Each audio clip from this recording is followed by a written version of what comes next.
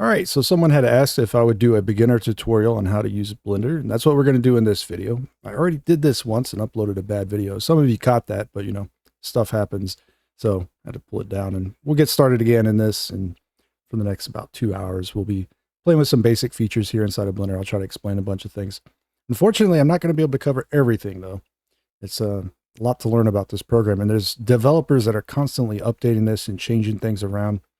So we're in the 4.2 beta here, but by the time you're watching this, you may be able to download the 4.2 LTS and kind of follow along.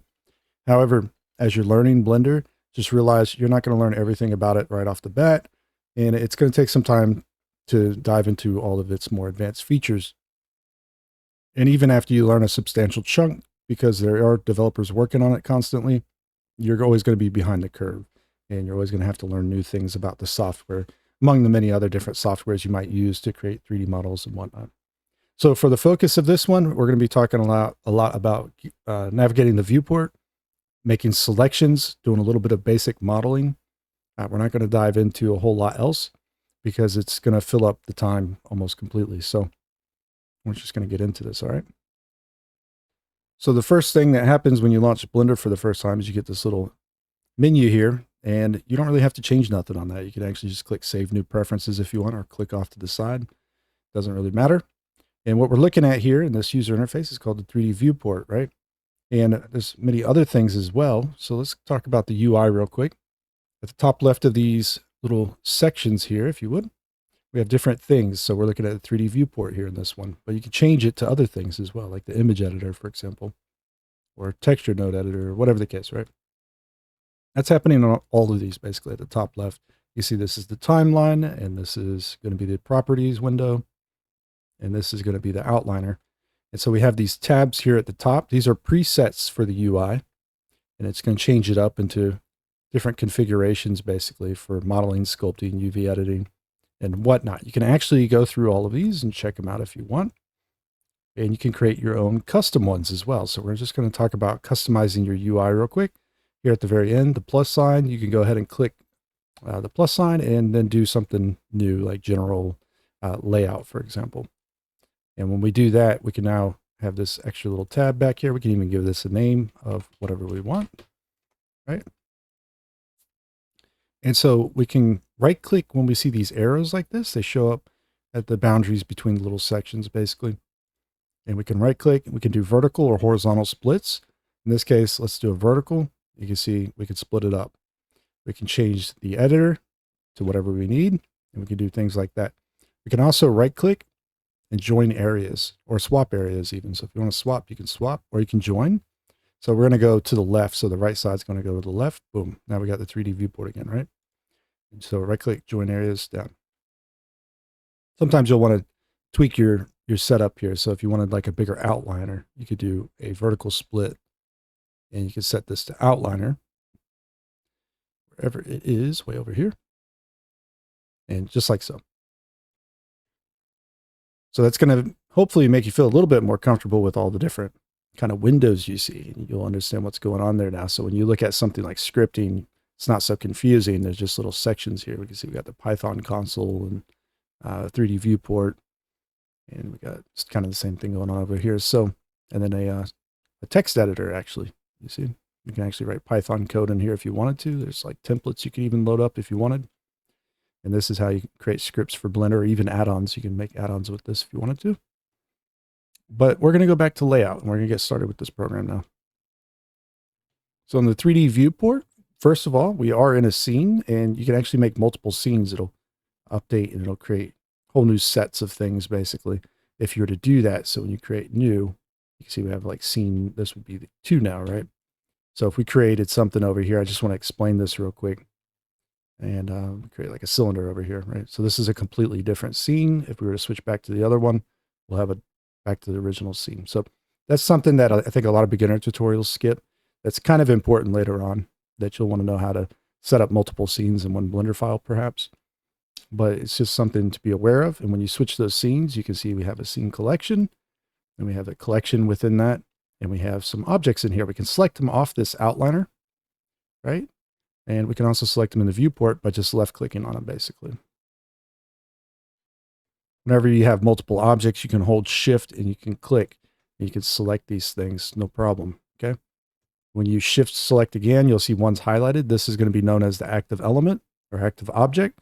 And we'll get back to that later on. We'll actually put that to use.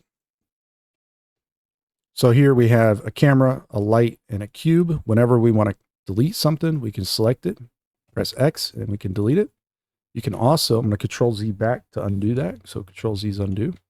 So if we want to select something over here and hit X, we can also delete it over there. Okay. Now you can also try right clicking on things and see if anything pops up that might be useful to you with the right click feature there. And most of the different windows that'll change depending on what's going on in the scene and what you have selected and whatnot. So let's take the cube here. If we just click on it and select it, there's different ways we can manipulate this thing. I'm going to go ahead and suggest pressing in and bringing out the side panel. Something to take note of is that when you're looking at a 3D world here, a 3D scene, right? It's going to be something known as the world origin. It's right directly at the center of the scene. And it's represented numerically as 0, 0, 0 on X, Y, and Z. And so let me turn on Z real quick. The 3D scene is made up of 3 axes, 3 dimensions, right? So we got the y-axis, which is green, the x-axis, which is red, and the z-axis is actually up and down. And usually that's hidden by default, but it's going to be the z-axis, right? Up and down. Y is actually forward and backwards, and left and right is the x-axis. So if you ever feel a little bit lost and confused about this, just remember there's a gizmo up here at the top, and it tells you which side is going to be positive and which side is negative, or vice versa. And so on one side of this, from the y-axis anyways, it's going to be positive. The other side is going to be negative. So if we go ahead and middle click, we can orbit, right? And so you can see that gizmo updates. And this is why I wanted to point this out, because the negative X side is over here.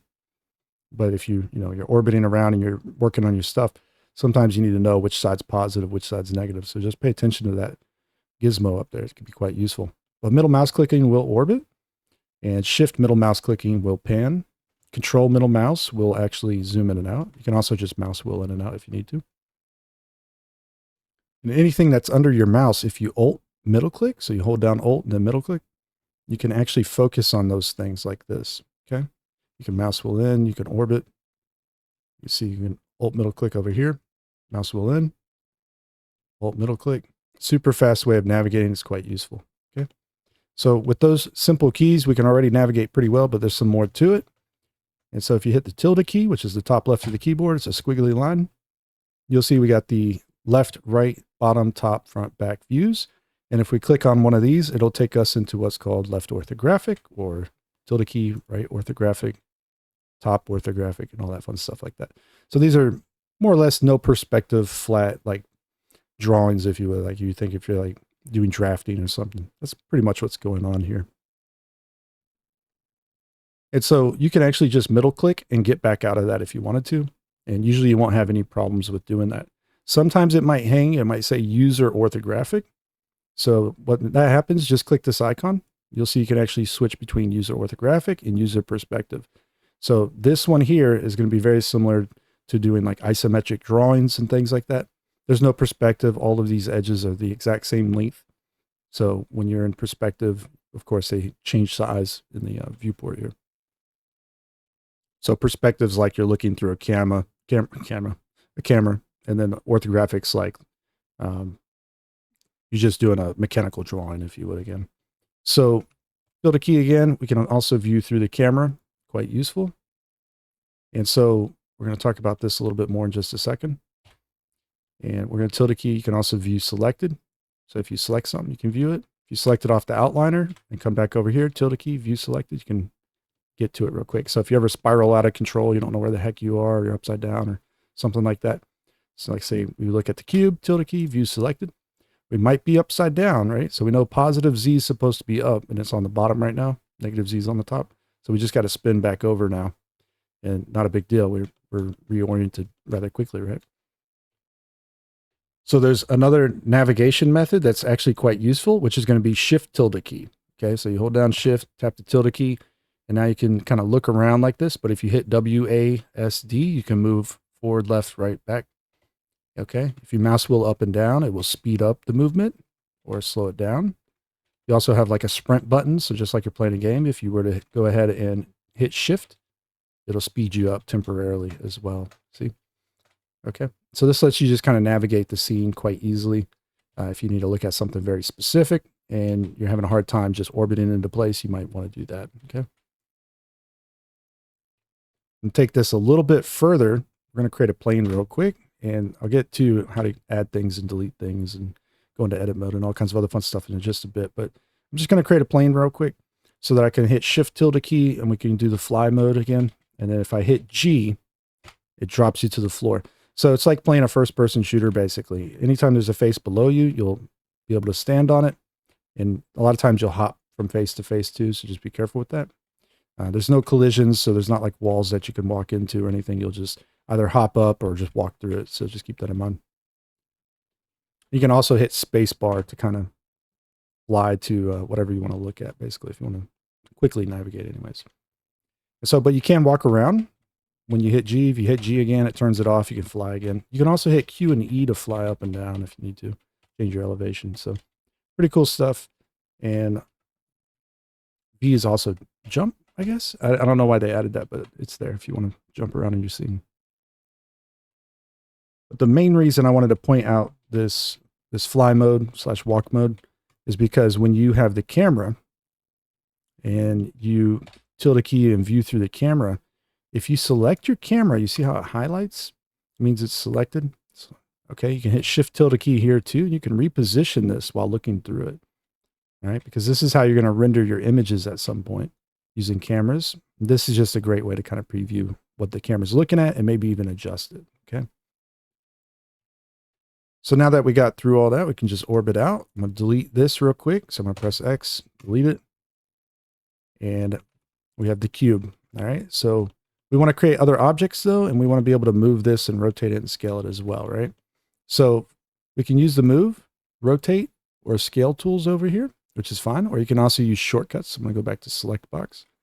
So we can hit G to move, R to rotate, or S to scale. Okay. So rotate, scale, and G stands for grab. So that's what that's about. Now that we grab it and we move it, you can see it's just kind of moving wherever it wants. This is actually based off of how you're looking at it. It's like drawing a flat plane in front of you, and it's only moving on that flat plane to the left or the right or whatever, based on your perspective anyways, how you're looking at it, right? So when you hit G, R, or S, usually you can follow it with X, Y, or Z. Okay, so you can hit X. You don't have to hit G again, but you can just hit X or Y or Z and do these numbers like this. Same for rotating. So when you hit R, X, Y, Z, scale X, Y, Z, right?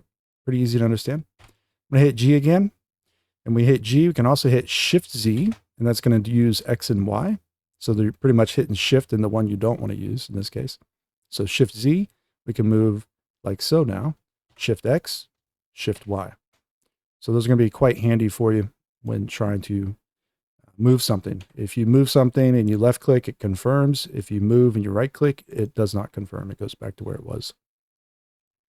And as we move this around, you'll notice that, well, this is the negative side of X. And if we place it over here, we have a negative X value here for location, right? If we press G, move it over here, it becomes a positive X.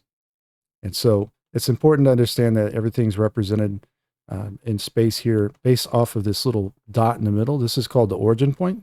So that's the exact location of that origin point. And also, if you were to rotate your object, press R and you rotate and you left click, you'll get these rotational values as well. That's still based off of that little orange dot. You can't tell it's actually rotated, but you can actually manually rotate those if you need to later on. And then we have the scale here. So when you scale, this is, we're going to talk more about scale here and how to fix an error it will create. But to just know that if all these numbers match, it's going to be known as uniform scale.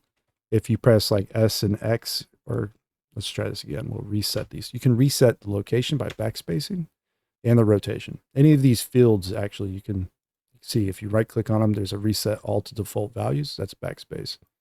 So you can do that. And now if we were to change this scale by pressing S and X, you'll see that we have one number that's not the same as the others.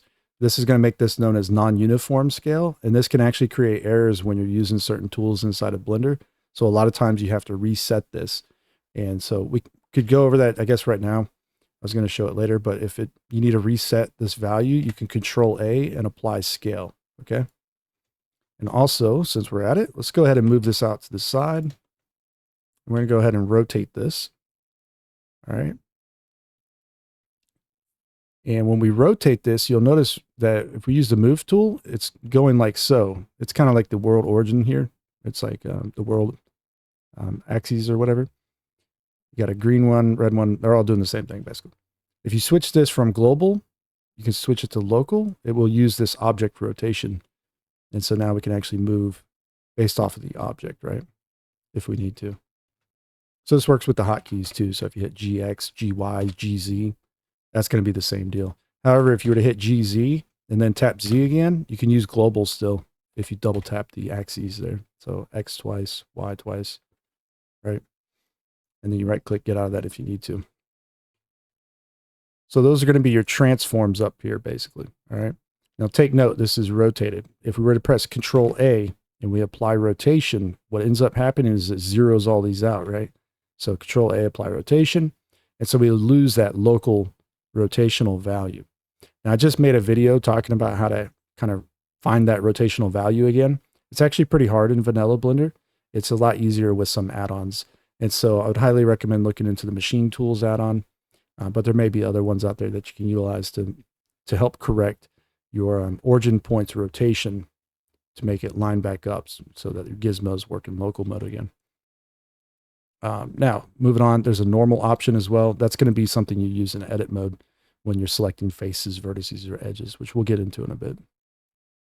We're going to go back to global for now and just reset it. And also, you see the location here. So if you were to press Control A and apply location, this origin point will go from here back to the world origin, basically. So it's going to reset it, and you can see what happens there.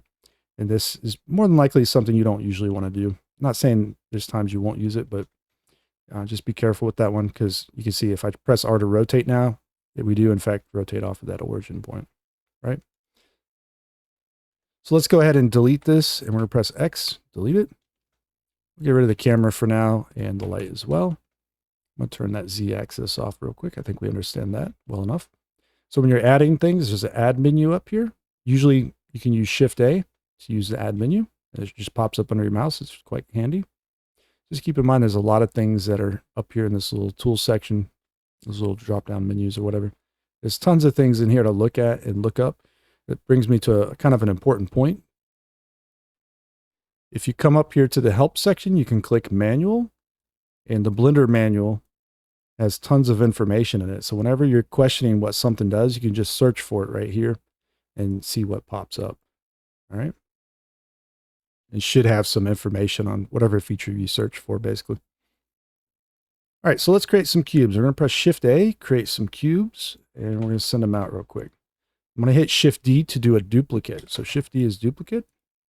And then you can hit Shift D and followed by an X or Y or Z, whatever the case. And I'm going to spin a couple of these so they just aren't quite the same. R and Z. Select all those. So we have multiple objects selected right now. You know, notice if we shift click, the one is highlighting that was known as the active element. Okay.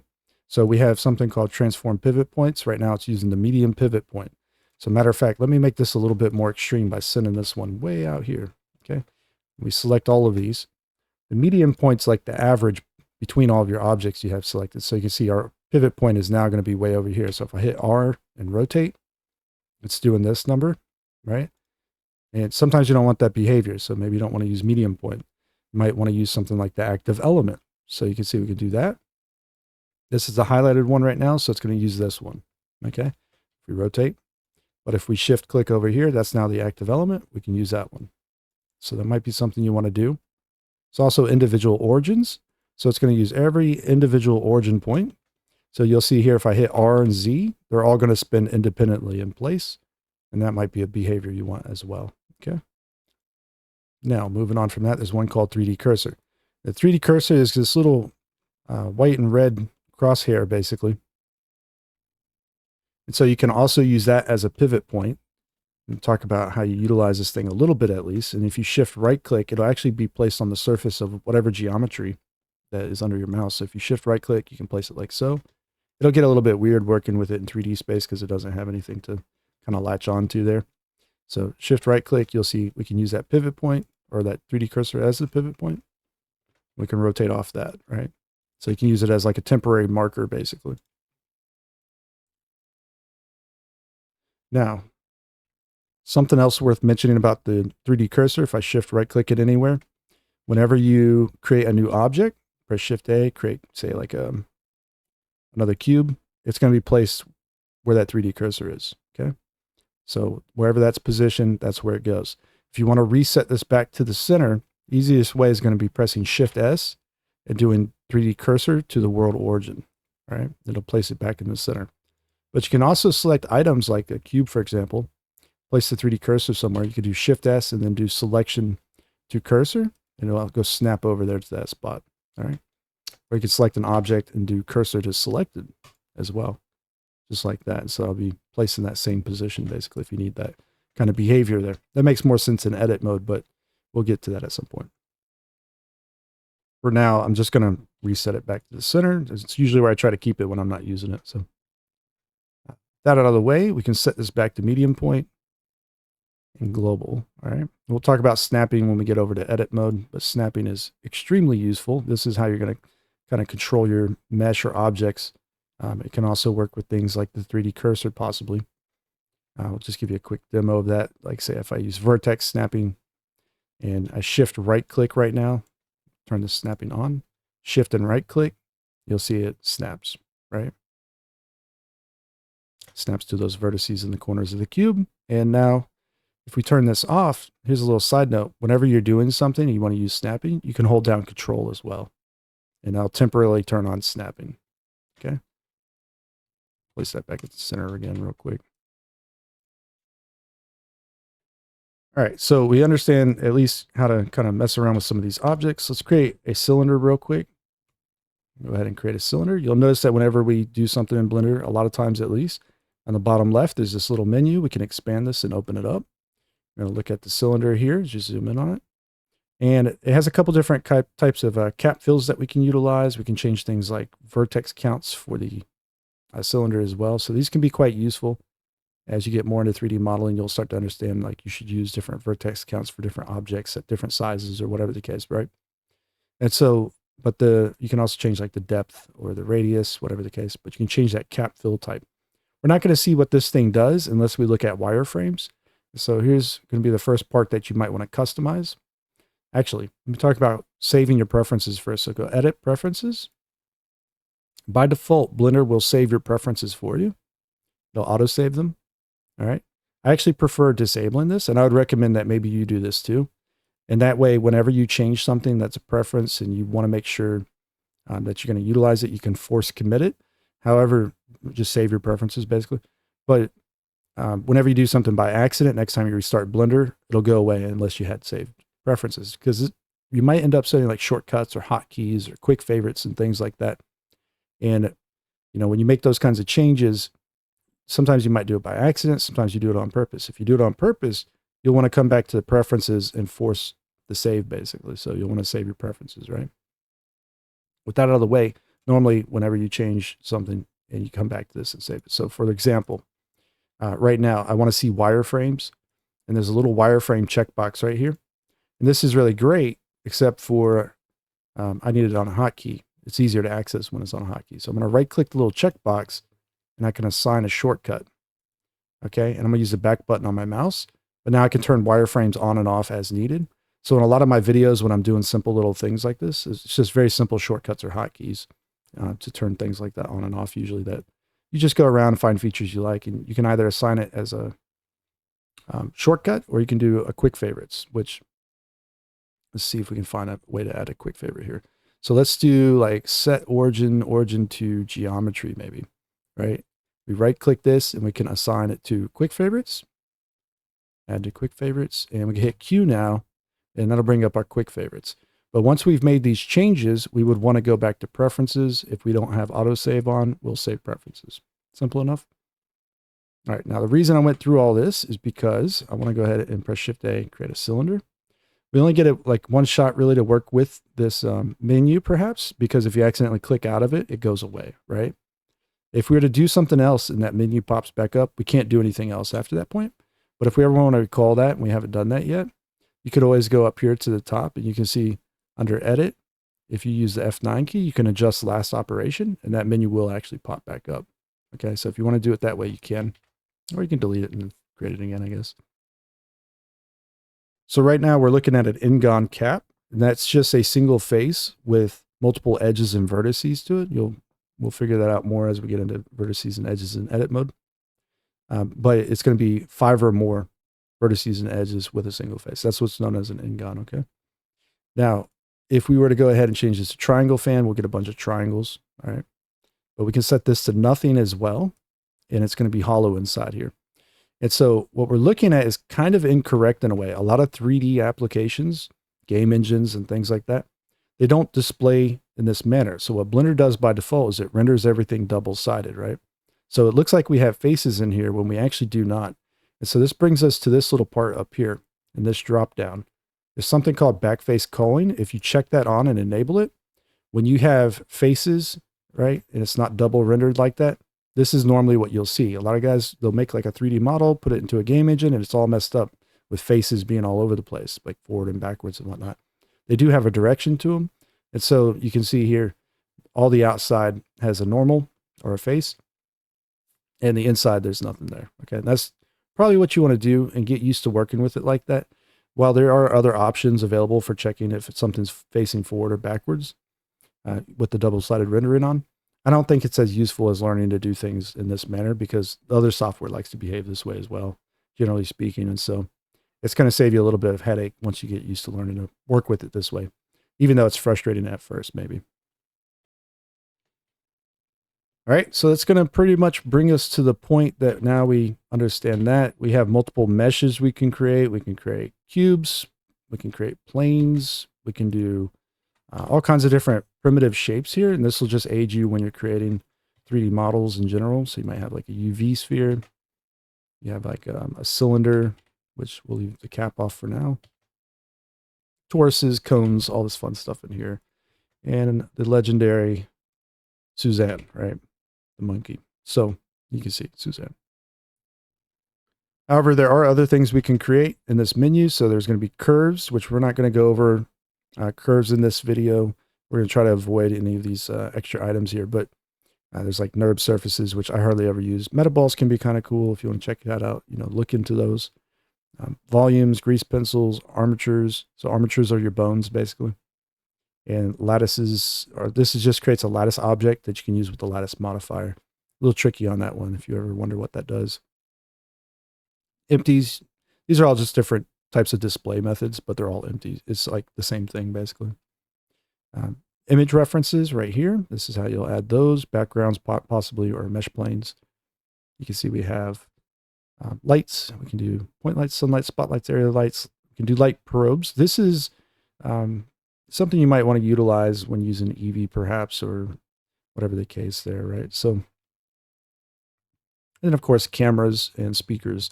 When you make a 3D scene and it's playing the animation, and let's say you're flying through in an environment, maybe there's like crickets chirping next to a tree or something. That's what the speakers are for. You can actually add sounds to your 3D scene, and that way if your camera's flying through it all, it'll have dynamic sound basically, like a left and right speaker or Dolby or whatever. All right, and then we have force fields. These work with the physics setups, so we can create things like voids and wind and all kinds of other fun stuff in here. So that'll get more into the simulation territory, and collection instances as well. All right, so let's talk about collections real quick before we hop into edit mode. When you have multiple objects, right, you can organize these in the outliner with collections. We have one by default, but if we shift, when we select one item, we shift select multiple items, we can hit M, and we can create a new collection if we want, right here by hitting M, and we could do collection 2 perhaps, right? So you can see this gets split up like so, okay? That's great. Now, this is the trick about this, and this is why I wanted to go through this real quick. A lot of times when you're in object mode, if you just happen to hit a shortcut such as like 1, 2, or 3, you'll notice that if we hit 1, all of that disappears, right? That's not really what we want. That's not the behavior that we want, because it's, well, maybe it is. And I actually use that quite a bit for when I'm doing Booleans. But the thing is that it just hit something you weren't expecting it to be hidden. This outliner, you have these eye icons. This is how you hide and unhide things potentially using the outliner, right? So when we hit 1, it hides everything but the first collection. If we had multiple collections, it would hide all the other ones as well, except for the first one. So if you hit 2, it hides everything. You see what I'm saying? And sometimes it's not what you want. So just keep in mind, you might have to unhide things here in the outliner, or you can hit 1 and then like hide or unhide something by hitting Shift 1 or Shift 2. You see Shift 1 hides and unhides, Shift 2, Shift 3. And so that's going to be that behavior there. If everything just hides and you weren't ready for it, that's what happened. So also you can grab these objects and you can press H. You can hide them this way as well. All right. If you select one object and you hit Shift H, it hides everything else except that object. You can hit Alt H to bring everything back. All right. So if you hide a bunch of stuff and you want it all to come back, Alt H. That's pretty simple, right? So you can take objects in a collection. You can click and drag them to another collection if needed, but you can also select them and then you can press M and move them to whatever collection you might want, like a new collection. And so you can see if we want to send those back to 1, we can do that. Boom. And so we can do that. We can also delete collections. If you have objects in a collection, you delete the collection, you'll see that the objects remain, but they go to the scene collection. So they're not actually a part of this one, right? We'd have to drag it or move it into that one if we wanted to stay there. If you want to select multiple items, shift clicking will select kind of linear through the list. Basically, it's going to select like from here to here, all the way through. You can control click these as well. So a lot of the things you do in Blender, you want to try using Shift, Control, or Alt as a modifier key to get different functionality out of it. A lot of times you can experiment with that quite a bit and just kind of discover things almost by accident. And then sometimes they have combos too. So it might be something like Control and Alt and click, or it might be Control Shift click, or Control Alt Shift click. Sometimes that happens as well. So try using all 3 of those keys and then try using them in combination with each other, basically. But that's going to set us up to get into edit mode. All right. So let's go ahead and press A. You can select everything, and A double tap, you can deselect everything. So we're going to press A, X, delete. I'm just going to create a cube for now. So Shift A, create cube. And we can zoom in on it maybe. We're going to switch from object mode to edit mode. There's other modes, of course, you could utilize, such as like sculpt mode. You can do vertex paint, weight paint, texture paint. And so let me kind of explain these real quick. Object mode, you're going to utilize quite a bit. Edit mode, obviously, to make changes to your models. Sculpt mode, if you're going to start doing some sculpting, of course. Vertex paint is when we take a look at the vertices here. They actually have additional data that can be stored on them, basically. And one of those happens to be color, so you can paint them. And that includes also weights. And this is going to be used when you're attaching bones to mesh.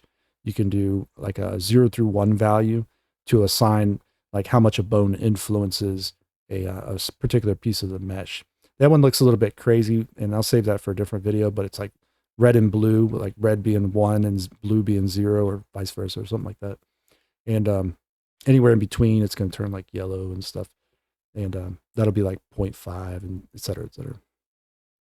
A little bit beyond the scope of this video, I think. So, and then of course, texture painting. So you can actually use a brush and kind of add textures to things if you needed to, but that'll be for a different video for sure as well. I also highly recommend texturing in something like Substance Painter, not necessarily in Blender. It'll be a much better experience for yourself, and it won't be so frustrating, to say the least, right? But we want to get from object mode into edit mode. So if you hit the tab key, it will switch to edit mode. All right. You hit the tab key again, it goes back to object mode. This is going to act a little bit it kind of feels backwards sometimes the way this works. Object mode to edit mode to object mode. But if you were doing something like sculpting, so if I go to the sculpting tab and I hit the tab key, it goes to edit mode and back to sculpt, right? So it can be a little bit disorienting when you're switching modes here in one view, because it's going to behave like if I go to sculpt mode, you see, you would think it would go back to like maybe object mode or something, but it doesn't do that. So it's just going to toggle back and forth basically. I don't particularly care for that behavior. So if you hit Control Tab, you can use a pie menu instead of hitting Tab. Or you can make this a permanent feature for tab. So if you go to preferences, you go to key map, you'll see here on a key map, there's tab for pie menu. That's going to reverse that now, so that when we hit tab, we get the pie menu. If we hit control tab, it hops into edit mode and back out. So control tab will be it's the inverse basically. All right, so now we can go ahead and just hit tab, and we'll be moving between object mode and edit mode quite rapidly in this video. So whenever you see this thing pop up and you see me moving, just always check the mode, because what you can do in object mode isn't the same as what you can do in edit mode. All right, so we're going to go to edit mode now. And the most important thing here is at the top, these three little things here, the vertex, edge, and face selections. So you can access those by pressing 1, 2, and 3. You also have to switch through these rather rapidly. Depending on what tools you're using, things might behave just slightly different. Okay, so pressing 1, for example, at least, when we right click, this is a vertex context menu. Okay, this is kind of like a little favorites list, if you would, of sorts that Blender has already set up of different features you might use with vertex. Okay, but if you hit 2 and switch to edge, it's going to bring up an edge context menu. All right, you press 3, there will be a face context menu, and a bunch of things you might use there as well. But let's kind of go over this real quick. I kind of skipped it. Okay. Vertex, these little dots in the corners, right? These are your vertices. So it's those are going to be your vertices. If it's just one, it's called a vertex. If it's plural, it's vertices, all right? And so if we go to edge, you'll see we can select our edges. Those are pretty self-explanatory. They're little lines connecting vertices together, basically. Then we have faces, and this is just the fill of usually an enclosed shape, right? So it has to be an enclosed shape. But your faces are like so, okay? And we'll go over some basic geometry, like fundamentals here in this video, but we won't go too heavy into it, all right? The main thing is that you're going to be using vertices, edges, and faces to create your 3D models. This is the foundation of creating all 3D models for the most part in polygonal modeling software like Blender, Maya, Max, things like that. Those are your tools, if you would, like the core base of your 3D model. Okay. And so when we're selecting things, we're just left clicking for now.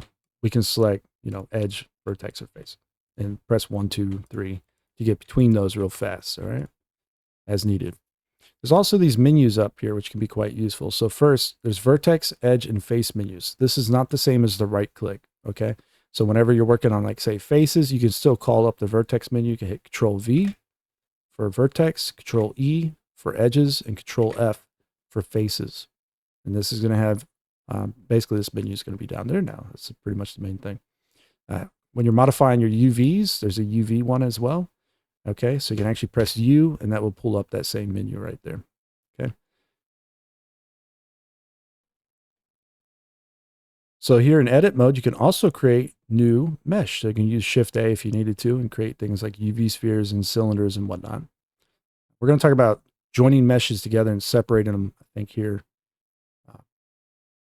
right now, actually, before we go any further, because it's kind of important, I think. A lot of times you want to separate things and split them apart and do all kinds of fun stuff like that. So let's just go over that.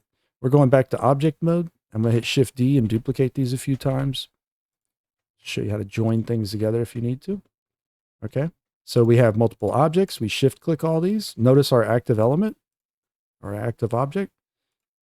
That origin point will be the new origin point for all of these when you join them together. So just keep that in mind. Sometimes you want to join to a specific one, not just any of them. And so if we want to join to this one back here, we select all these objects, shift click on that one if needed, and then Control J, right? And now they're all going to be one object. You can see here in the outliner, it's just one thing, okay? So we can take this into edit mode, grab it, go into edit mode. And what we'll see is that here in edit mode, we can only select by vertex, edge, and face, right? So how do we select a whole object? How does that happen? Like even if we were to create, like add cylinder, right? And we'll give this one a cap now because it needs it. But let's say we created a cylinder in here too. So how do we do this? Well, you can press L. Okay, a little trick with L though is by default, if you have seams on your object when you're doing UV mapping, it's going to select the UV island usually. If you don't want it to select by material, seam, sharp, UVs, or anything like that, hold Shift and click that, and it'll just turn it off. So now it's going to select basically all the attached mesh. Okay, so we can press L, we can select there, L, select there, and then Shift L to deselect. So we can select, Shift L, like so, right? Cool. So press A twice, deselect it all. Let's press L over here and P. Well, actually, let's not do that one. Let's do this one. L over here, press P and separate that selection. Go back to object mode real quick. Take note, the origin point stays where it is. So if we press G and try to move this, it's not going to move. That origin point's kind of stuck there, right? Okay, so what we can do is we can set origin to geometry, and that'll place it at the center of your object. Could be useful. But let's take this and say we want to have that origin point in that corner. Like we could snap it doing this, doing vertex snapping. Okay, so that remember we had vertices in those corners there. So we're going to go ahead and our vertex anyways. Control period. And if you can't see what's going on here when that happens, let me turn that off real quick. Do the select box. Control period will let you move the origin point. And you can snap it as well. So I can press G now and snap it to that corner. This is in object mode. You hit control period and you can turn that back off. So now we can place this thing exactly where we need it, wherever we need it, basically, right? So you can see here, we can set that to like 4 maybe, and 0, and maybe negative. Well, negative 1's fine. And so we can see how that's working out. We have control of that origin point. It's placed precisely on this grid at this location, okay? So this is snapping in general. You can use vertex snapping as a utility for all kinds of stuff, but normally it's set to increment by default. And so you see these aren't aligned to the grid right now. And as we move it around, it'll never snap to the grid. This one, however, we got the dot already. It's made and it's on the grid. So we know that if we set it to grid snapping, we can snap to the grid. This is really good for modular stuff later on if you're doing modular environments, to learn how to do grid snapping and also where to place pivot points. So that's just something you'll want to remember for sure. But you can snap to other things as well, like edges. And so you can see here, even in object mode, we can utilize the snapping tools. We snap to faces even, you see? And volumes as well. So it'll kind of go halfway in that object perhaps. And so you'll want to look into how to control these maybe a little bit more. We're going to just leave it here at this in this video anyways. We'll set that back to increment, turn snapping off. And we're going to go ahead and delete that one. All right, but let's go back into edit mode with these. So select them, tab, go to edit mode, and then press A and select them all. We could separate by selection, or we could separate by loose parts as well, right? So anything that's not connected together is a loose part. They'll go ahead and separate them. Go back to object mode, and they all have the messed up origin point. So we could just select all of these, go to object, set origin, origin to geometry. Now you're starting to probably understand why that might be on quick favorites, right?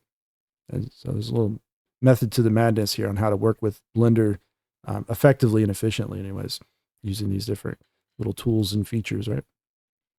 And then add-ons will take that even a step further, and it'll make you definitely more capable of working with these things, right? All right, so I'm going to delete all those. We're going to go back to the cube, go into edit mode, zoom in on it a little. So there's a lot of different types of tools we can utilize when working with Blender. And so we're going to go over some of the most basic ones. First, Control R is loop cut, right? So Control R, mouse wheel up, mouse wheel down. You can make multiple cuts. We're going to use one for now. We can click, left click, and we can slide it. So it's loop cut and slide. And you can see we can place it somewhere. And if we left click again, it will go right there. Okay. Now, Control R, left click, do it again. If we were to, just try out positioning or whatever, and we decide we want this at the center, we can just right click. Okay. Now place it at the center. This works with multiple loops, right? So another thing that's important to understand is you could use vertex, edge, or even face selection. You can alt click on things to try to select loops or edge flows, right? So this is a possibility. So if we do edges, you can see we can select just that one edge. If we do vertices, we might get away with vertices as well. Press 2, we'll use edges again. And so if we want to get rid of something that's a loop like this, one of the easiest ways to get rid of this is by hitting Control X. This is the dissolve selection button. So Control X will usually get rid of things, but not always. Sometimes you have to bring up the X menu, right? So like you press X, And this is where you can do things like delete vertices, delete edges, delete faces. You can dissolve vertices, edges, faces, and you can do other things like collapse edges and faces, or edge loops as well, right? So all kinds of fun things in there that you can do. And you'll have to experiment with these a little bit, but they're not too hard to understand as you watch along with some other tutorials. Perhaps you'll start to see when people are doing like these loop selections and stuff like that, and then dissolving them by pressing X or whatever the case, or Control X. Now they do have some dependency though on whether you're in vertex, edge, or face selection. Sometimes you can get away with doing things like just deleting an edge. Might be fine, but if you were in vertex mode and you delete edge, maybe it behaves different. In this case, it didn't. But like if you delete vertices, for example, it's going to blow away half the model. Maybe you don't want that behavior. Maybe you want to delete these faces, and you'll see it gets rid of an edge, right? Maybe you don't want to get rid of that edge. You can press X and delete only faces, right? Now you have an edge left over. So yeah, play around with the combo between the tools here, like when you're in vertex mode or vertex selection or edge selection or face selection. It influences a lot of the tools anyways. So now that we know how to do a loop cut and slide it around and dissolve it, I think we can go ahead and press Control B. This is going to be your bevel. So when you do a one segment bevel, it looks something like this. This is going to be often known as a chamfer. I refer to it a lot in my videos as a chamfer, but it's basically a bevel here in Blender. It's just a one segment bevel, right? In other software, it might be called a chamfer. It's the easiest way to remember that.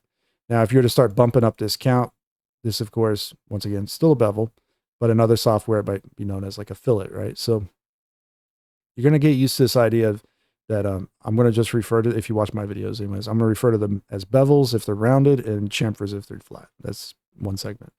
Anyways, with that out of the way, these are behaving like a quarter of a cylinder, basically. And so there's certain counts you want to use when creating models specifically for games. So you can create level of detail models, meaning you can do reductions in resolution and stuff like that. This often behaves very similar to when you're doing a subdivision model. But the main thing here to remember is that chamfers are fine usually. And you can also do things like segments of 2. You're going to try to keep a center edge going through here where you can dissolve every other edge perhaps. So we're looking at 2, 4, 8, 16. These are off powers of 2 basically, right? 32. And your cylinders will behave the same way, but it'll be a full cylindrical shape, not just a quarter of it, okay? And you don't have to use these values. You don't have to use 32 necessarily, but, or 16 or 8 or whatever. A lot of times when you're doing subdivision, it could just be 2, right? But you don't have to use those at all. You can try things elsewhere. These just happen to work out well in a lot of situations. Just so you know, think about that when you're working with this tool. There's a lot of other options in here as well. And we'll try to get into some of these hopefully in this video as well. All right. Now, that's going to be to your primary tools. So doing loop cuts and doing bevels. Also, there's another one which we're going to shift select 2 faces, which is pressing I to inset. This is a really powerful tool. You can do I to inset like so. You can press a lot of the tools when you're working with them. If you take note, when you're at the, let me see if I can get that to actually pop up again. There you go. When you're working with them at the very bottom here along this bar, and sometimes up here at the top, there'll be a new bar. When you see that, a lot of times what's going to happen is that you can actually use additional features. So if I press I to inset, you'll notice that at the very bottom, it says we can press I again, and we can do individuals. So we can also do things like this.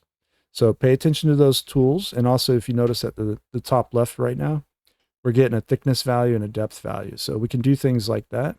So when we're adding loop cuts, you can see we're doing 4 cuts, 3 cuts, 2 cuts, 1 cuts. Or we're doing bevels, right? Maybe try bevel in one of these. You can see it's 32 segments, 2, profile 0.5, okay? And then there's all kinds of options here at the bottom as well, which we're not going to play with those right now.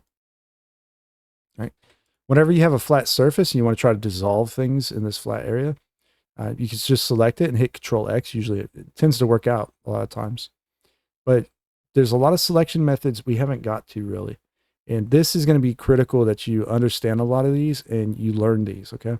So one of those happens to be select more or less. This is very simple, but very powerful. So Control number pad plus is its shortcut. Control number pad minus is its the shortcut for less, right? So I set these up as macros on my mouse usually using my mouse software. So that way I can just hit Control Number Pad plus like instantly off my mouse. But the trick is when you hit this more, you can select more, all right, or less. So if you had something like this and you select less, it goes back the other way. Big deal there. So use those, because what you could do is select here and then do select more and select more. And you'll see maybe we don't want to select something down here like this. Now, let's go ahead and hit C. This is the cursor selector, super useful. You can mouse wheel up, mouse wheel down, right? And what we're going to do is if we left click, we select things. If we middle click, it deselects things. So we can kind of click and drag, and wherever that circle hits, you're going to make a selection or deselect, right? So we can get a hold of this very fast. When we're done with this cursor selector, we can just right click and get out of it. Hit Control X, it's gone. So if we want to select more, we can do that. That's fine. Now, here's the thing. We can also do, well, let's get rid of this real quick. We'll just go ahead and knock it out so we can play with the cube a little bit more here. Let's say we're doing some modeling on this at some point. Oh, here we go. This is a fun one. I didn't realize that happened. We have these extra vertices just kind of hanging out here. Sometimes you'll have vertices that you don't need. Just Control X them. Okay. You can just quickly get rid of them. Not a big deal. All right. The selection methods are huge though when it comes to controlling your mesh. So I'm going to do some loop cuts so we have some mesh to play with. I'm going to press 1 to select the vertex. And now we can hold Control. And you'll see this is known as the shortest path selection. So you hold Control and click. It's going to try to figure out the shortest path to the other position that you're trying to get to. So that's known as shortest path, right? There's another one you can use with face selection. You can select a face and hold Control and Shift and click. This is going to be shortest path with fill region check. So if you notice when we Control click here, there's all these options in here available. Sometimes Blender has an additional hotkey you can use, or in this case it's Shift, right? Control and Shift clicking, and it'll automatically check that fill region, but it's the same tool otherwise. So it's just a little bit of a different behavior to it. You'll find a number of tools in Blender that do something like that. All right, so here's another good one that you might want to check out anyways. If we Control click around, we can control kind of the direction of the shortest path selection, which is nice. We can make whatever selections we want. Let's try doing like to here, maybe mess up somewhere like that. You can hit cursor selector and deselect it, or you can just shift click it and deselect it. Okay, so we got this selected now. We can actually do select loops, enter loop region, which is quite useful. And you can see, whoops, let's go back. When we do that, I was expecting it to select inside there, but it didn't do that. So select loops, enter loop region. Pay particular attention to this. It also has an option select bigger. And usually that will invert it, but it's actually not inverting it either. That's kind of interesting. Okay. So we might have an error here on this mesh somewhere. I just don't see it. When things don't behave the way you expect them to, a lot of times it could be an issue, right? It could be a problem with your mesh. It might be that you're using a tool wrong. And when you're a beginner, it's real hard to tell the difference. But the more you use the software, the more likely when you have an issue, you'll recognize it. So we're going to try that again. I think it has to do with this edge here, but we'll see. Select loops, enter loop region. Yeah, that's the behavior you should be expecting. And selecting bigger should do the inverse of that. So that's telling me something's wrong with this edge over here. And we'll take a look at it in a second. But so that's just how you can do enter loop region. You could do like cursor select a bunch of stuff.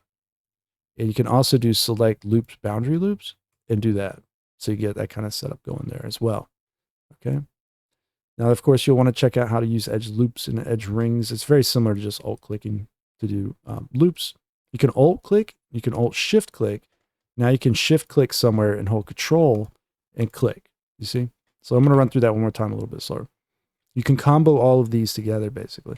So like if I'm selecting by edge right now and I alt click a couple loops that I want, okay, I switch to over here and I hit shift and click.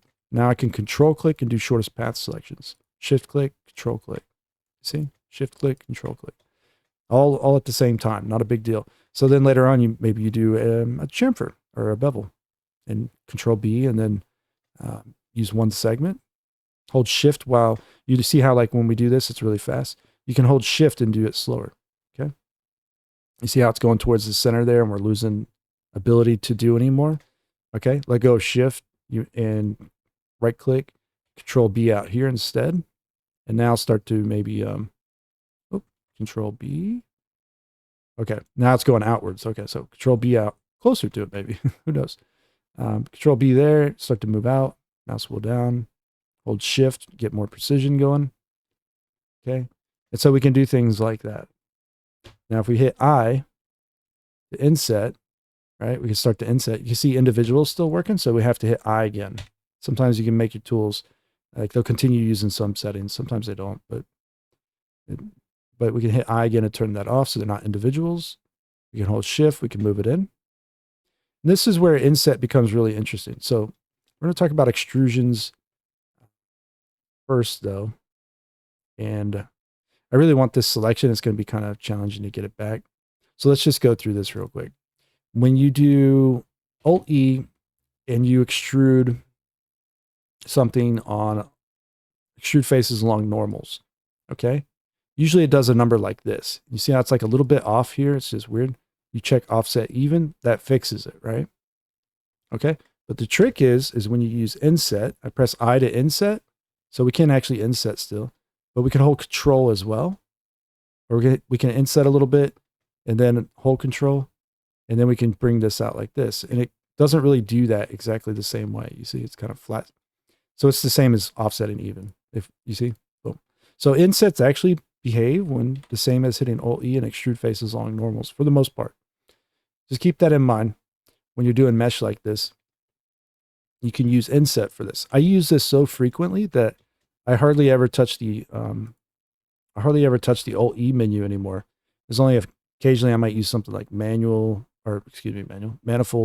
or individual faces, but along normals I don't even bother with it anymore.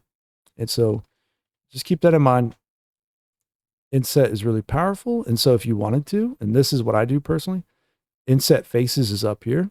It's I change this shortcut to W.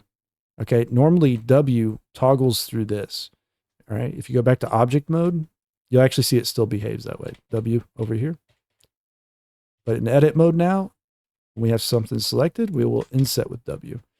Now, I would recommend maybe doing this a little bit later on when you're used to pressing I to inset, because you're still going to utilize I if you're going to do like individuals and things like that, right?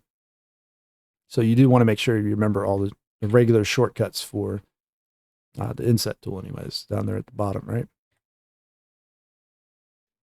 But it's going to turn you into kind of a power user, because now you're going to say like you want a feature here. You can control shift click. You can press I to inset, or W in my case.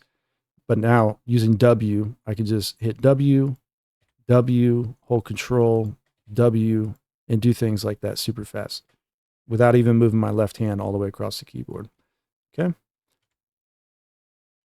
This is going to bring us to something I should have mentioned much earlier, which is extrusion. So if you have a face and you press E, it extrudes. Okay. Very simple inset, like we're just doing almost the same thing, because if we don't move it, we just hold control with inset, kind of the same deal. Okay. But you can press E still and extrude like regular. You can grab an additional face out here perhaps and extrude like so, right? This is where it all kind of combos together. We want to grab an edge. We want to control B and we want to chamfer it, right? But it runs out of space because it runs into another edge. This is where you're going to get used to the idea of just grabbing edges and hitting Control X to dissolve things. So we create an ingon here. So we got a vertex, or we got 5 vertices with a single face with 5 edges. But that ingon is useful because now it doesn't restrict us with that wire, and we can actually chamfer a little bit further now, right? And if we're trying to create quad topology for subdivision later on, we'll just fix this up here, perhaps. You know, it's not. You should probably just model what you need, or however you need to model, and worry about making nice, clean quad topology later on, perhaps to some degree. This is going to be more of an advanced topic, of course, as you're starting to get into subdivision modeling. There's an order of doing things, and so sometimes it might be okay to create something in ingons and then work it out. Sometimes you actually got to start with like a plane. Sometimes you got to start with all quads. It just really depends on the project, and the specific scenario or situation that you're running into as well. So, but practicing with some of these basic standard modeling tools is going to help you out more than anything else. Just learning how to control your meshes is super important. So with that, out of the way, I'm going to do a Control R. You can see we still have a loop cut going all the way across, right? Except for where it hits that n-gon. So loop cuts don't go across n-gons and triangles usually. Sometimes they will. That's a Blender feature, but it doesn't always do it. And a lot of times it won't. So this is, just be aware, it will sometimes do it as well. It's kind of tricky how it works. But the main thing is that we can do loop cuts, and this is fine. We can add additional edges, which is awesome. Now, I want to talk about that extrusion a little bit more, because if you didn't notice what it's doing, when you press E and you start to extrude, and then you, let's say, maybe you want this, you left click and you confirm it, but maybe you don't. So a lot of people will often right click and it goes back to the base like that. This is extrude region and move. So what it's doing is it's doing an extrusion first, and then it's allowing you to move the mesh, right? And so because of that reason, if I press 1 and select the vertex here, you'll see we have double vertices. This is usually going to cause you issues because maybe you come through here later on and you're like, I want to inset this, and you can see it just goes crazy, something like that. Or maybe you try to move an edge and it starts doing some goofy stuff. Don't have double vertices. That's the best thing I can say. Don't have double verts, double edges. When that stuff happens, it's going to cause you problems. Okay, so what we're going to do is we're going to merge these by distance. I'm going to press A, M, and now this is your merge menu. You can merge by distance. Okay, that's going to get rid of those doubles. They happen to be right on top of each other, so it's a real quick, easy fix. Just merge by distance. In other situations, sometimes you want to take vertices like this, and maybe you want to merge. You can merge at center. Okay, so you can do things like merging them at the center of each other. You can see if we had another selection, the center would now be somewhere down here. It's a little bit off. It's not in the middle there. But we can also select like 1, 2, and 3. And that's the last one we selected. So when we press M, we can merge at last. All right. Or that was the first one we selected. We can merge at first. All right. So those are kind of fun little tricks there you can play around with if you wanted to. You can also select edges like this. And when you press X, collapse edges and faces, you can do that. Okay. So it's not merging necessarily, but you can collapse them. It behaves something like a merge as well, which is kind of fun. So X, collapse edges, right? On the merge menu, let's see, we can grab edges and merge at center. It still acts like you're selecting vertices, so just keep that in mind. And collapse, of course, is kind of its own thing here as well. You can collapse things, right? Okay, so with that out of the way, I want to talk about something else real quick. We kind of went over the basic idea of it anyways earlier. I'm going to press X and delete faces. Okay. We have no back faces in here, so we can see through the mesh. All right. Here's the trick. Sometimes these normals become backwards. So we're going to purposefully just flip these real quick. But sometimes like when you do something, they'll come in backwards and not facing the direction you want. So if you ever find them backwards, what you'll do is you'll try to navigate to that, that face if you can get a hold of it, right? If it was backwards, which it would look like something like this, right? And this side would look like that. All you do is you select them, you Alt N, and you can flip these, okay? But you can also grab a shape, and a lot of times you can hit Alt N and recalculate outside or inside. In our case, it's already outside. We'll recalculate inside. So sometimes when you're doing like interior rooms and things like that, you might want to try doing stuff like this. It's a possibility. You might want to invert things, all right? And you can see it's shading like so, right? But if you want them back the other way, Alt N, recalculate outside like so. And all right, so let's go over that too real quick. All right, we have a little bit of an inset here so we can tell what's going on. But let's say we had grabbed these quads here and we had extruded these down. And we looked at them from the top view here without a wireframe. You can't tell that occurred there. Like they're here, but you can't see them. This gets into customizing the user interface. And so I'm just going to make a couple tweaks here real quick. One of those happens to be, well, backface colon's 1. And the other one's going to be cavity, okay? You can turn cavity on, set it to both. And ridges can be quite misleading. So I usually turn these down to 0 and just leave valley where it's at. And depending on the size of your object, you might want to change that valley setting there to make the distance either larger or smaller. If you're working on a small object, it might just not display correctly. If you're working on a really large object, it might cause like weird shading issues or not display correctly as well, right? So you'll want to tweak the distance up and down usually for that one. All right. And so valley is useful because now when we look at this from the top, we can see there's something going on here at least, which is nice, instead of it just being a dead end or flat looking mesh there. So, and we'll go ahead and change a few other things here, and we'll turn off, or excuse me, we'll turn the grid off. I don't use the grid personally, unless I'm working on something that's modular. I might perhaps turn the floor back on, but the X and Y axes, I don't usually need those either. This little gizmo tells me all the information I need. Plus, when I have an object selected, I know where its origin point is. I can see where it's located. So I don't necessarily need that for orientation. As a beginner, it might be useful, but after a while, it just becomes annoying to look at it. So if you want to flick those off, go ahead and flick them off. That's how you do it. Just turn grid floor off. I like to turn statistics on. So when I'm selecting things in edit mode, I can tell how many faces or vertices or whatever the case I have selected up here. You can see in this case, we have 24 vertices, right? I don't have to count those manually. Now, when you're doing anything in Blender, you hit the space bar, it plays the animation timeline. Sometimes this is annoying because it like kicks your frames per second back down to like 24 frames per second or something like that. And it'll just sit there and play in the background. It'll eat up a little bit of performance perhaps. Don't even bother with it. It's better to go to preferences, in my opinion, and then just change under key map, spacebar action, to something like tools or search. One or the other. It doesn't really matter. It's up to you. Search could be useful, but tools is nice as well. When you set it to tools, you hit spacebar. You'll have a little menu here for this. Be careful with this one too, though, because as soon as you let go of spacebar, it's going to select that tool. So you can see the move tool popped up. And you can accidentally do this as well, where you just switch between different tools and didn't know what's going on there. That's a little bit weird at first as well. So you'll get used to it. It's spacebar and hold. Select what you want, let go of spacebar. That's kind of how that one works. So, but at least now when we hit spacebar, it won't accidentally start playing this. All right. You can still start playing it by hitting shift spacebar. Okay. So that's, if you want to still play it, shift spacebar now. On top of that, if you didn't just see I hit the wrong key, is control spacebar will kind of maximize the window here if you wanted to. So you can maximize different sections of the UI even. This can be really useful in things like the UV editor when you're working here. Maybe you want to just maximize the UV space for a bit, and then control spacebar is really useful. That's what that back to previous button is. Someone asked me about that one day, and I didn't even remember how it became a thing. So you can see up here, window. Oh, you know what? It might be under view.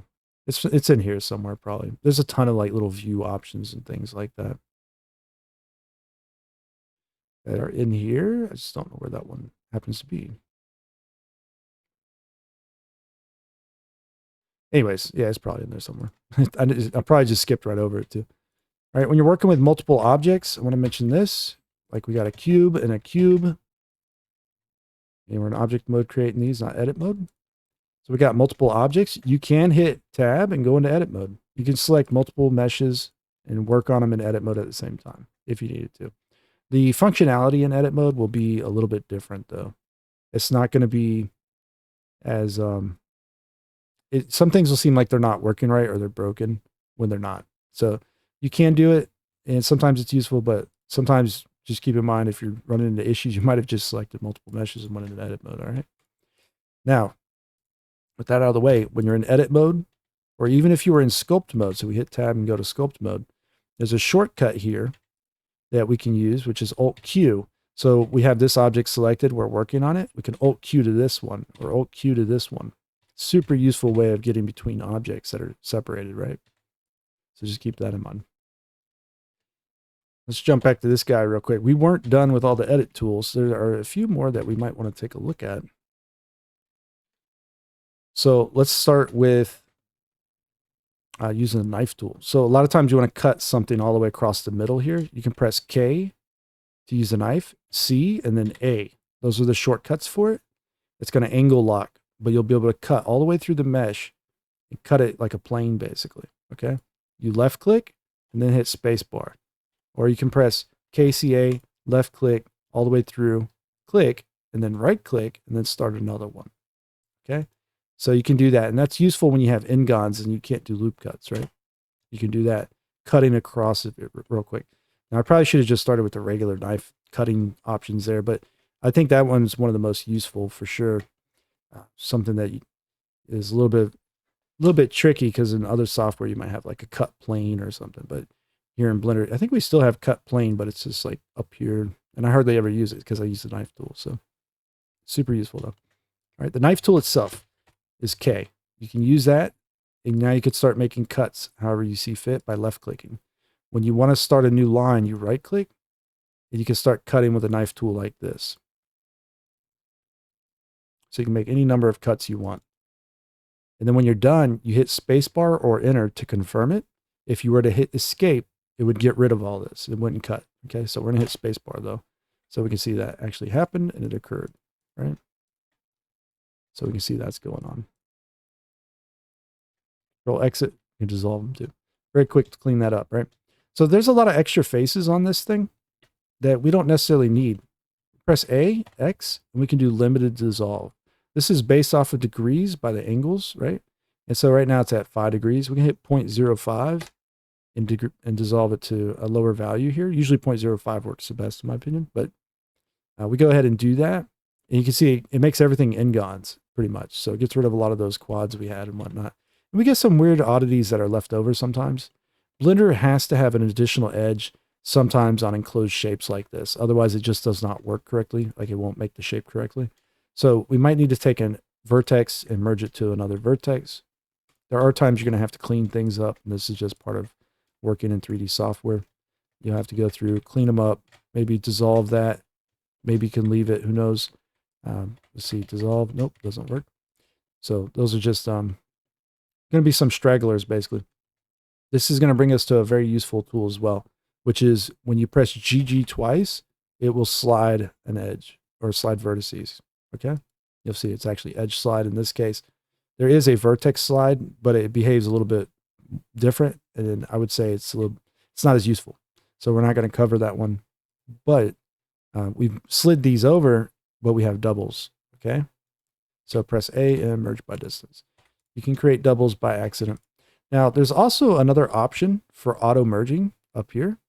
If we check that on and go into options, you'll see our auto merge. We have a threshold for it as well. So if we want to make them merge when they're further apart, we can do that. Or we can place them really close to each other. But I want to show you that you can select like a vertex. You can go up here, turn on like vertex snapping if you wanted. Or you can hold control while moving. So press G and hold control. You can snap. It'll merge automatically as well. And sometimes this causes more problems than you probably wish it would. It just so happens it created a little issue here right now. I wasn't expecting that behavior. That might be just a triangulation issue as well with the mesh. But it did cause a little bit of an issue, right?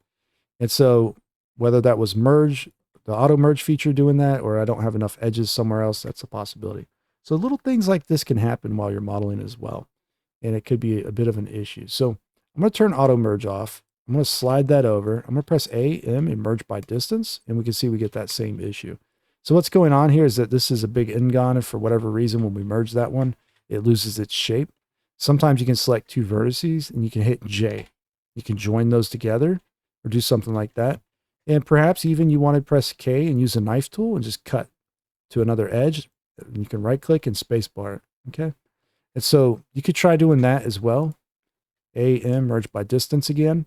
And you'll see that holds that whole shape in position.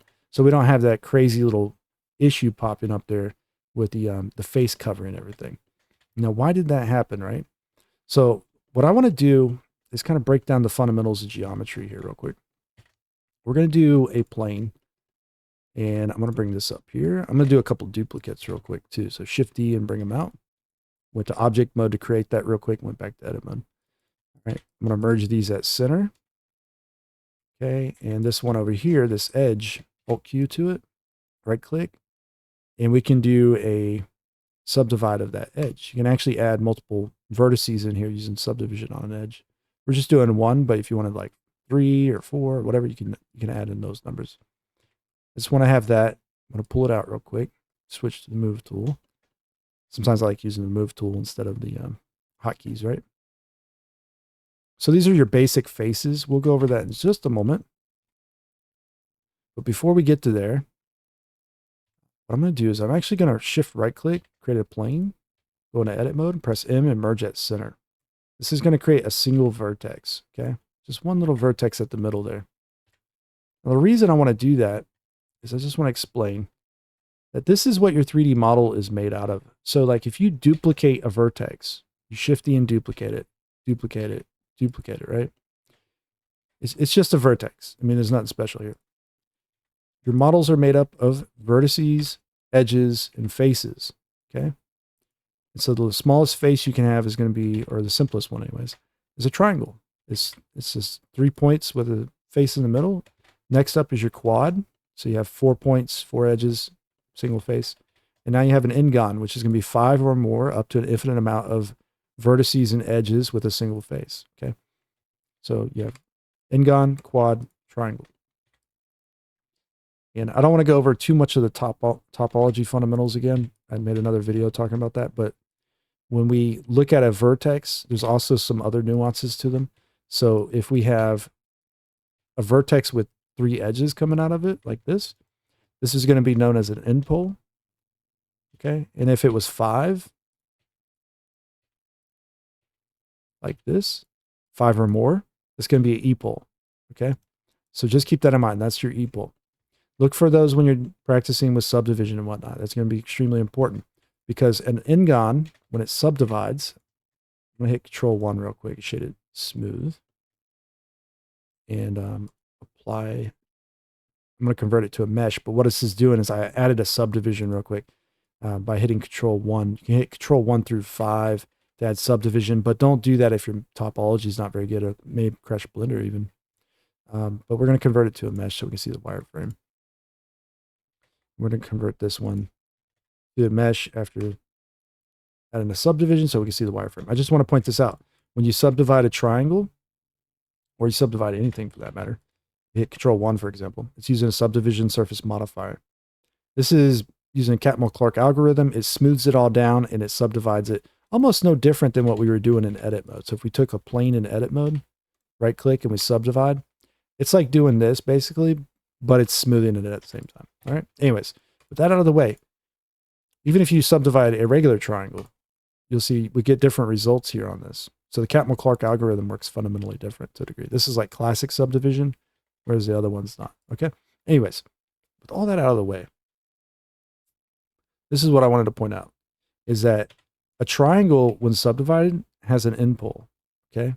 So if you ever see me in my videos, I wanted to mention this. You ever see me in my video referring to n-gons as n-poles? Or n-gons as e-poles and triangles as n-poles? That's why. All right. I've gotten so used to looking for these things that I think of a triangle now as an n-pole, and an n-gon is an e-pole. All right.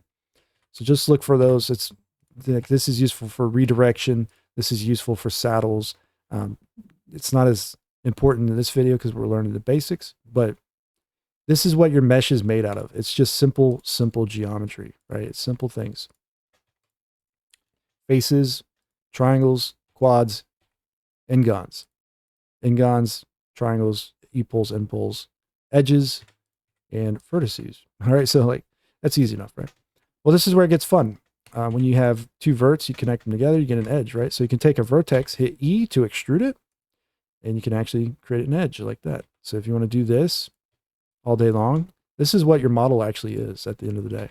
It's just vertices positioned around like so. Okay. Press E. I'm just pressing E and moving and rotating at the same time. So if we select these multiple edges, we can press F. Select this edge, we can press F. If they're parallel going out like that, a lot of times you can just select the one edge and press F. Sometimes you have to select all 3 and then press F, or sometimes you'll have to select all 4 even in some situations. But you can see we can reconstruct a model out of just placing vertices in areas and then also extruding and creating edges and all that other fun stuff, right? So if you had extruded a vertex out like this, you have an edge. You can also extrude that out as well, right? You can extrude faces, of course. We already went over that. But you can select like 2 and create a triangle. Press F. All right, so learning how to work with your geometry at a very fundamental level is extremely important. You need to practice just kind of creating things without worrying about subdivision, without worrying about booleans necessarily, and just work with the geometry itself. This is going to be more or less standard modeling. And from this, you can have a much easier time working into working with subdivision surfaces, or even working with Boolean n-gon workflow, if you've heard those terms flying around out there.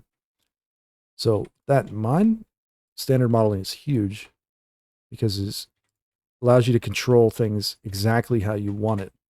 So if you want to do things like this or something like that, you see, trying to keep things all nice and neat and lined up with each other can sometimes be challenging. But take note here, we have what's called a non-planar face. It's not flat. And you see how this is going, like right here? It's kind of got like a little bend to it. Depending on what we're doing, sometimes this will pop and it'll flip around and it'll do some weird stuff. But all of these faces have these little bends into them, right? N-gons are notorious for this because there's multiple vertices. But why?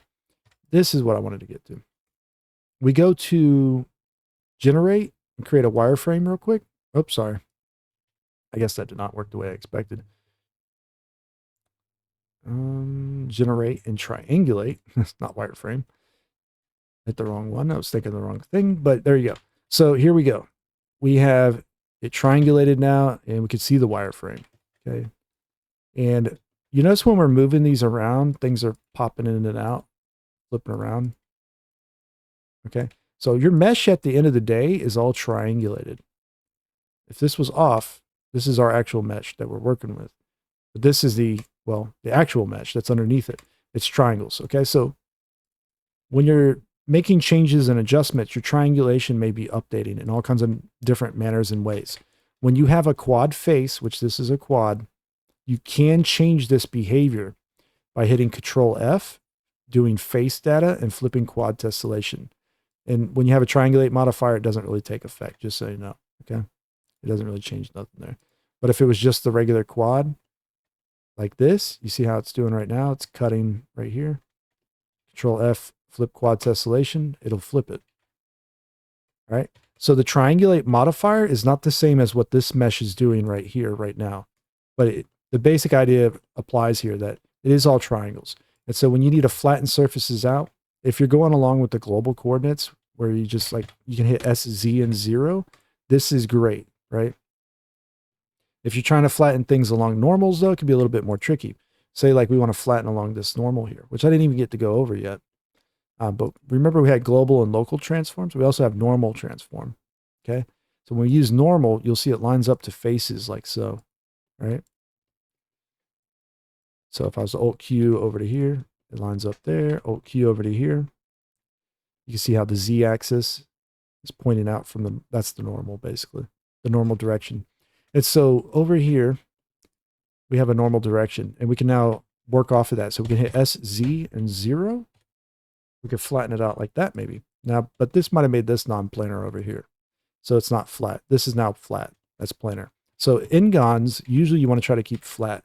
That's a big, big one right there. You want to try to keep n-gons flat if possible. It's going to help you out a lot because when you have multiple vertices all over the place, and I'm just going to dissolve only edges, I hope. Yeah, it keeps doing that. Sometimes you got to select all the faces in Control X. So sometimes when you want to get rid of edges, you select faces, Control X. All right. It doesn't seem like it makes sense sometimes. And it really doesn't either. But the thing is that when you have an n-gon and it's non-planar, it just goes absolutely crazy as far as like triangulation goes. So you can see it's just kind of all over the place. This is why you want to keep those n-gons flat, especially. So we can GG twice things around, by the way. Press A and merge by distance. We could always go back and we can just press S, Z, and 0 now if we wanted to. Also, if you want to use other add-ons like loop tools that usually comes with Blender, you might have to go to that new Blender 4.2 is going to change it up. So it's called extensions. But you can get extensions, allow online access, and you might be able to look up for something like loop tools and install it, right? But that might be one you want to do. We're going to also turn on another one called Bool Tools. So you can see Bool Tools will install. We're going to go to add-ons.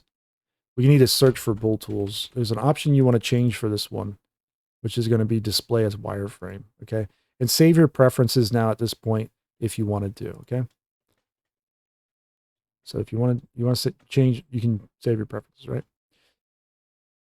All right. Now, the reason why is because when you're in edit mode, You can right click, loop tools is here. There's all kinds of different stuff in here to make use of, but flatten will be one of your primary ones. On the flip side of that, we don't have really great mesh for this perhaps, but let's try it. Let's say we select something like this. We can try loop tools and circle. We can create circle shapes on our surfaces like this, right? And let's try doing another cut in here maybe.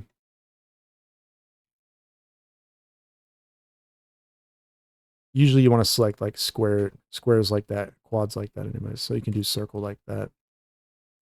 You can also grab the single vertex at the middle and you can just circle that as well, which is quite good. Okay. Of course, we're not done yet. If you had duplicated an edge, you had two edges separated like this, you could press F, but what if you had multiple edges, right? So like we had all of this duplicated over here. We grab all of it, and we grab all that, and we press F. It still joins. It's just going to be a big n-gon, okay? But what if you wanted these edges to run all the way through? Because we got matching vertices here. You can hit Control E, and you can use bridge edge loops. This is going to be an extremely useful one as well. Now, also, this one, you can actually add more cuts to it, and you'll see it actually creates curves along this as well. So you can change like the smoothness factor. You can play around with that and see if you can get different kind of results out of it. It's actually pretty interesting. There's a smoothness and a profile factor as well. When you change this and you don't like the settings you've made changes to, backspace usually works in these areas. In our case, it does not. You have to right click and reset. So yeah, some parts of Blender still need some updating apparently, but that might be one of them. Smoothness, 0. Maybe you have to reset it manually anyways.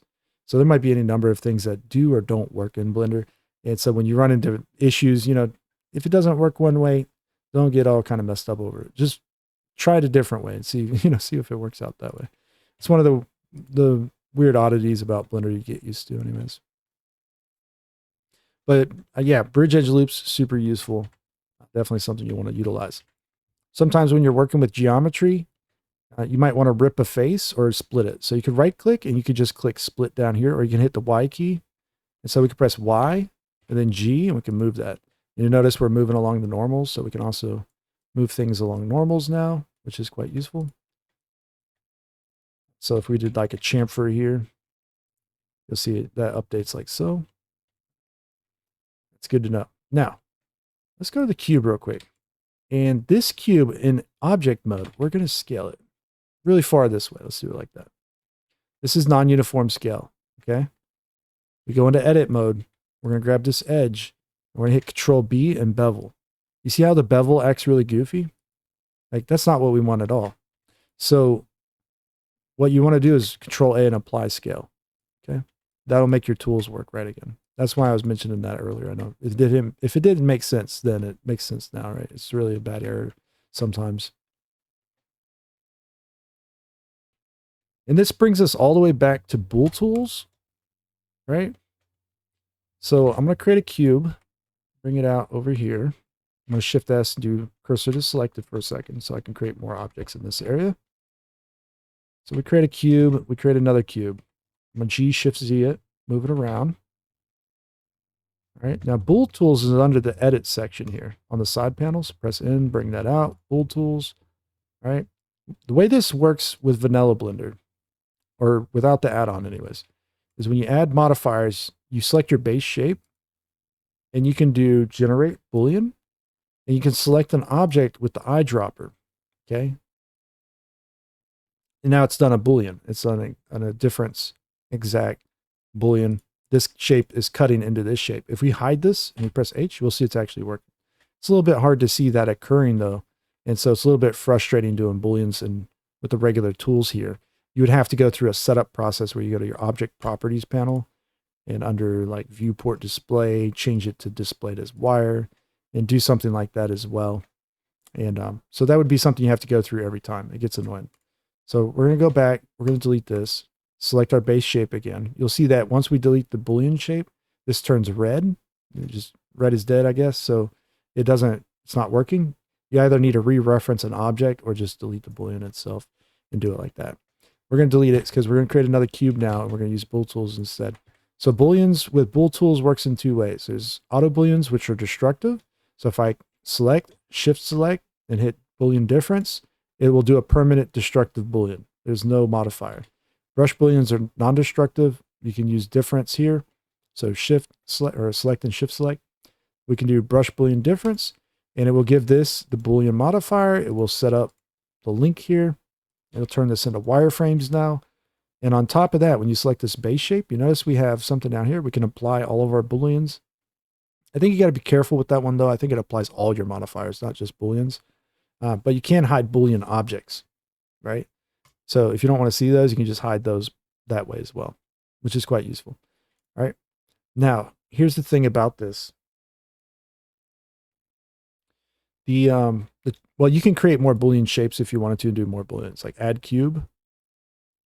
Add cube tool, you click and drag, and you can drag down, or click and drag and let go. Now you can hold Alt, do something like this. I use this for booleans a lot to just create basic primitive boolean shapes. And you got a cube now, right? So you can shift click, select, shift select, right? And then now you can just go ahead and brush boolean difference. There's a shortcut for this as well. If you don't want to pull up the edit panel, you can Control B and use the little Control Shift B to use the bool tools out on here. Okay. You just won't be able to maybe use all the exact same features, perhaps. I don't think it lets you, it doesn't let you hide and unhide by the looks of it. So, but that's the basic idea of a non-destructive Boolean. And you can grab an object like this, go into edit mode, select that edge. You can hit Control B, you can do a bevel. And now you're well on your way to starting to be able to do Booleans. There are other Boolean methods as well, like there's union, so that will join things together. Difference will subtract one from the other. And then also intersect, so anything where they cross each other will be an option to you. Okay. Now Bool Tools has another option in here, which we're going to create real quick. And hard ops and box cutter, a lot of these have this one as well, which is slice. So if we go ahead and click slice, what we'll see is that we have this one little slice section here. This is going to turn into two objects basically at this point. So you could scale that in if you wanted to, make it bigger. But yeah, they're going to behave like two different separate objects. So this Boolean shape, you can grab this edge. By the way, I think I skipped over that. Let me go over that real quick. Up here is X-ray, right? So that's Alt-Z. You can just hit Alt-Z, turn X-ray on and off. If you want to adjust how transparent it is, you go to this drop down. You can toggle on X-ray and can adjust its appearance, okay? And so Alt-Z on off. All right, so with that in mind, the Boolean shapes, when they're in wireframe, a lot of times you still have to hit Alt-Z so you can select through the mesh, because a lot of times it won't, well, maybe it's doing it now. It used to not do that as much. Anyways, Alt-Z, if you want, select that back one. You can hit Control B, you can bevel it, all right? Whenever you do Booleans like this, it's very easy, very fast. It's a lot of fun. But it does get a little bit tricky when things get more complex. But the main idea is that this is non-destructive workflow. It should be anyways. And with this base mesh here, in this mesh, you probably could take these one at a time, Shift D to duplicate, right click, and then convert to a mesh. So when you Shift D to duplicate and you right click, it goes back to the same position. You right click again, convert to a mesh. And now we can do something like go GY and hit, in our case, maybe GY and 5. We'll move it out that way. Okay, so GY5. You can use Blender transforms and fields, something like a calculator. So like we want to move on Y here, we can hit plus like 1, for example, right? We can do things like this. So when we're moving, we can hit like GX1 or GX1 plus 3, and it'll go whatever, 4 meters or something, whatever it's going to be. It does all kinds of fun stuff like that, including the dimensions, by the way. So you can see we have a 2.97 meter by 2.97 meter object. And if we wanted to convert this to something like 5 feet, we can do that. 5 FT, boom. Okay. So you can do that. And also, if you want to adjust multiple values, click and drag down. And you can type in like 5 FT now, and it'll change the size appropriately. Okay. So that's going to be its ultimate size anyways. It's all uniform anyways. So just keep that in mind. So we did 5 out that way. So if we took this base right here, duplicate it, convert it to a mesh, GX or GY5, boom. You just press GY5, do that. They now line up with each other. So later on, you can add other modifiers to this, like a bevel modifier. And you might be able to do something like this, okay? Add another bevel here. See how as we're starting to pick up speed, it starts to make a lot more sense now. Once those fundamentals are understood, like selecting, moving, rotating, or orbiting, navigating, and now it's like, oh, I just need to add a modifier, right? And then which modifier are you going to use? Bevel, mirrors, triangulates, all that other fun stuff. That's really not that bad. And in our case, this just gives us kind of a result like this. Now, something about bevels I want you to pay attention to is these corners. This bevel modifier and your regular bevel tool, by the way. So if you were going to go into edit mode and you're grabbing a bunch of edges and just doing a bevel like this, it's going to do this exact same thing here where this corner looks like this. It looks like garbage. Go to geometry, mid or outer, change it to arc. That's the one you want. It looks much nicer, and it actually works better with subdivision too if you're going to do sub D later on. So with that in mind, when you're creating shapes with booleans, I'm just going to do a destructive one real quick. And we'll do another cube. And maybe you're working destructively. It's a possibility. When you do booleans, a lot of times you're going to have to clean these up later on. So like you can see, we converted these to a mesh, but we may need to do things like AM, merge by distance, go through, dissolve some additional edges, and fix the topology there when we do that. Over here, we're just going to bevel real quick. I just wanted to do a quick demo of that corner. It happens with the regular bevel tool, mid or outer arc. Same process, right? And so now we're able to do things like that. We can alt-click in these areas as well if we wanted to. You can see that's a big loop. So loops have to have like parallel edges basically with quads, more or less. And that's kind of the deal there. So we're kind of set up now. Like we understand a lot about this software. We can start to play around with booleans maybe a little bit. We're playing around with the idea of modifying mesh. But it's really not going to make sense until you just kind of, get some hands-on experience with this. So try creating low poly models with these tools, right? And as you're creating them, play around with all the different menus as well a little bit. Like look up features. When you hit Control F and you're looking at the face menu, or Control V or Control E, right? All of these little things in here play some kind of important role as it relates to modeling to some degree, and some more so than others perhaps, but there's all kinds of just stuff to explore and learn. And for me to do all of that in one video, it'd be a pretty intense video, but you can definitely load up the manual, the Blender manual, and look these things up as you're going throughout it. You can see even some of these have shortcuts to the manual for that specific spot. So like if we want to do like inset faces, you can see online manual.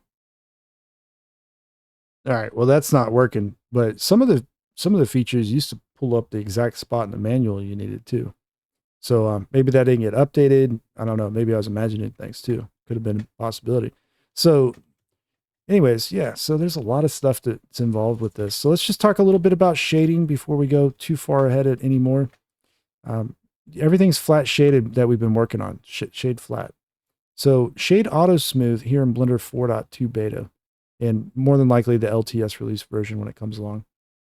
You'll be able to right click and shade auto smooth, and it adds a smooth by angle modifier.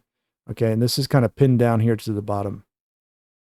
So you can smooth by angles if you wanted to, and you can adjust this value so that it either smooths on certain edges or doesn't based off of their angle, which is usually pretty good. And in our case here, you can see, unless we have it like this, it doesn't shade very well anyways. So if we keep bumping that value up, eventually it's shading like this. It still looks like garbage. And so how do you fix something like that? Well, let's turn smooth by angle off for a second. Let's just do a shade smooth, and you'll see this is the exact same result. Okay, so it doesn't matter if you're shade smooth or shade auto smooth or smooth by angle here. If you bump it up higher, it's going to be basically kind of the same thing. Anyways, I wanted to point that out real quick because the correction for something like this, as long as you have enough geometry, like you have bevels on every edge basically, or chamfers at the minimum, you should be able to add another modifier under normals, okay? And it's weighted normal. And weighted normal is going to clean that up tremendously. You'll get something like this. Even on a low poly mesh, it's relatively good looking right now, right?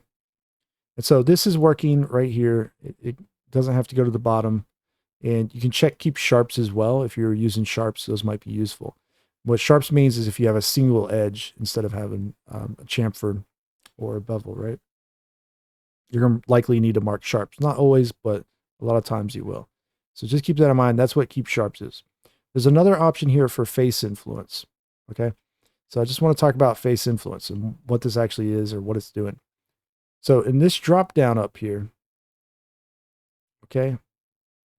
Oops, we got to be in edit mode. In this drop down, there's something called split normals. This controls your shading. Okay. Expand it out a bit. And when this weighted normal is applied, it goes from, this is like the default, the nasty looking shading setup, right?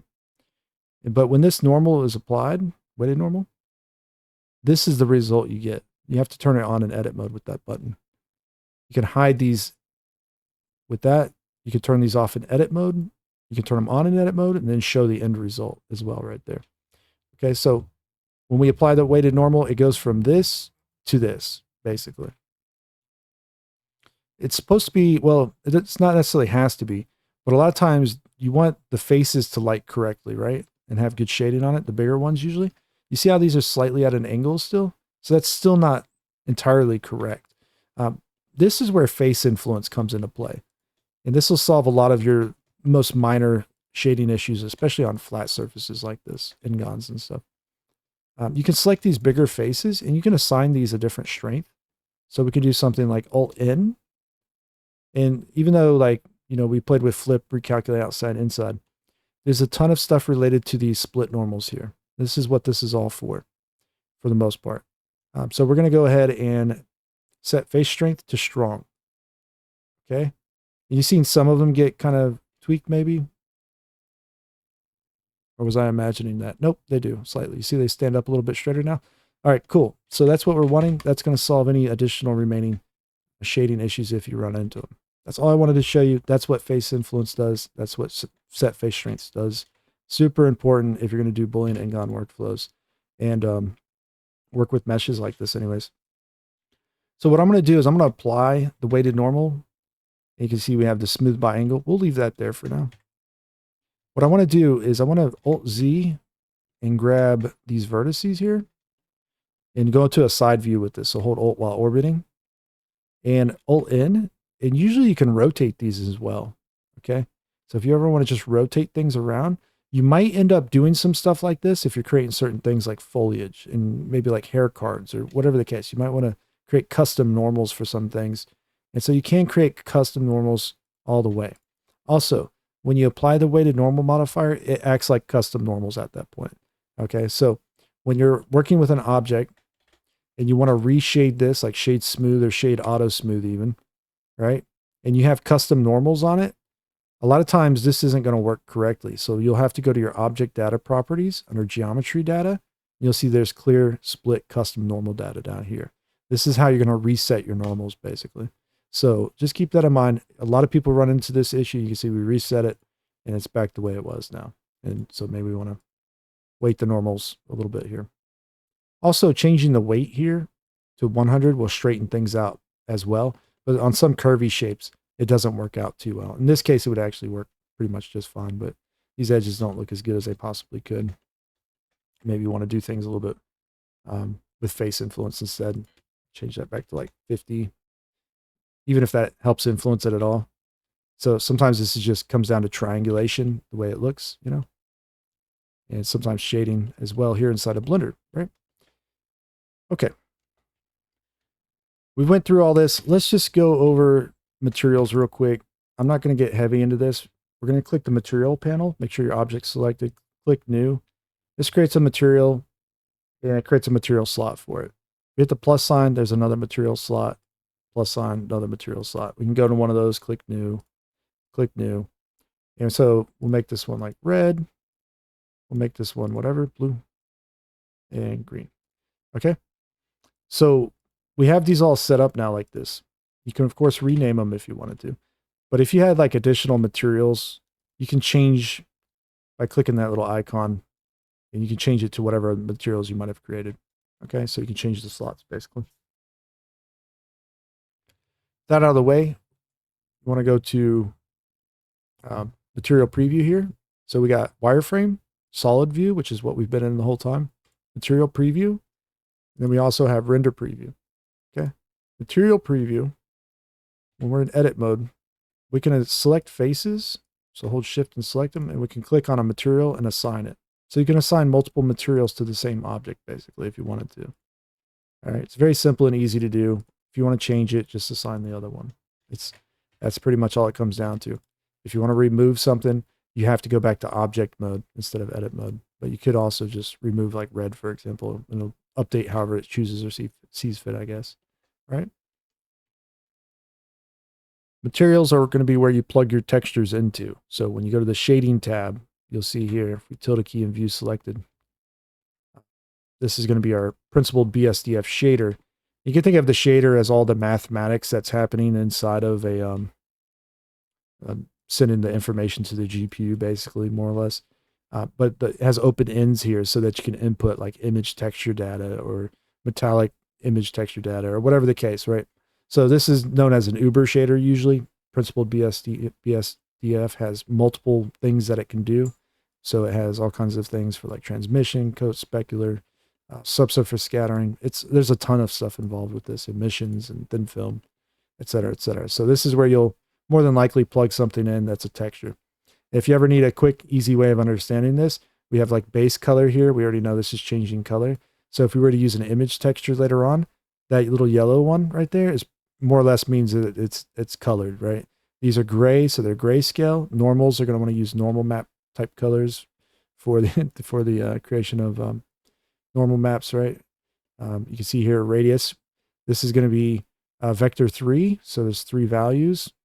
And normal maps behave something like that. They're like vector 3 technically, I guess, or 4. I don't know. I forgot what it was, but so that's what those mean. Normal directions or vector directions. And moving on, grayscale, color, normals. You see, this is all pretty simple stuff, right? There's nothing too crazy there. So that'll get involved with images, where when you're using like black and white images for height maps or roughness, metallic. But base color might be sRGB or whatever, where it's a regular image texture, basically. Anyways, so that's what you're going to do is you're going to set up your shader over here, more than likely. Same things kind of apply here. You got add, you got some different other settings here with like nodes when you create nodes. Every little thing you create basically is a node, more or less. And so if you were to do anything kind of like convert mix colors or something like that, mixed colors maybe. You can add things in here, start plugging things in. So red, blue, you mix them together at 50-50 and you get purple, right? And so this could be an image texture if you just did something like texture, image texture, right? But this won't display correctly. You see, if I want to create a texture here in Blender, specifically the checker map, I can press Shift A, create texture, image texture, new. And we're going to set this to something like color grid or UV grid, possibly. Okay. 1024 by 1024 is fine for now. Just call it checker if you want. You can leave it untitled as well, maybe. Just click new image. We'll take this and press X, and deletes it. Select color, select that to base color. And you can see now we have an image texture on this, right? Okay. Normally it requires that you UV unwrap or UV map your models. In our case here, it's already got UVs on it apparently. All right. So that's what's going on there. There's other types of coordinates you can create. So if you were doing like vector mapping, this is going to let you control the mapping of a vector, right? Or the using vectors. Anyways, but there's also like input texture coordinates. You can see there's like a generated coordinate. There's one that operates off of the object itself. There's one that operates based off of the way you view it from the camera. You could plug those in if you wanted to. You could use like a specific UV map, and you could pick or whatever object, right, that would have that UV map possibly, right? I think there's another input for UV anyways. Yeah, UV map. Okay. So you'd be able to pick a UV map like that. If the object has a UV map now. If it doesn't have it, you got to create that. Okay, so texture coordinate generated vector. We'll just leave it at that. So these don't always require UV maps is what I'm getting at. You can use things like normals or object or whatever the case. That's for another conversation another day, I think. But give you an idea. Those all plug together, something like that. So when I do generated scale here, I can click and drag down and now move left or right. Okay, so I can change the scale of that texture, more or less. All right, so with that out of the way, let's go ahead and jump over to layout. Press Z, we'll go back to solid view. We can also use a matte cap, which I forgot to change here. But matte cap, we could do this and set it to something like that.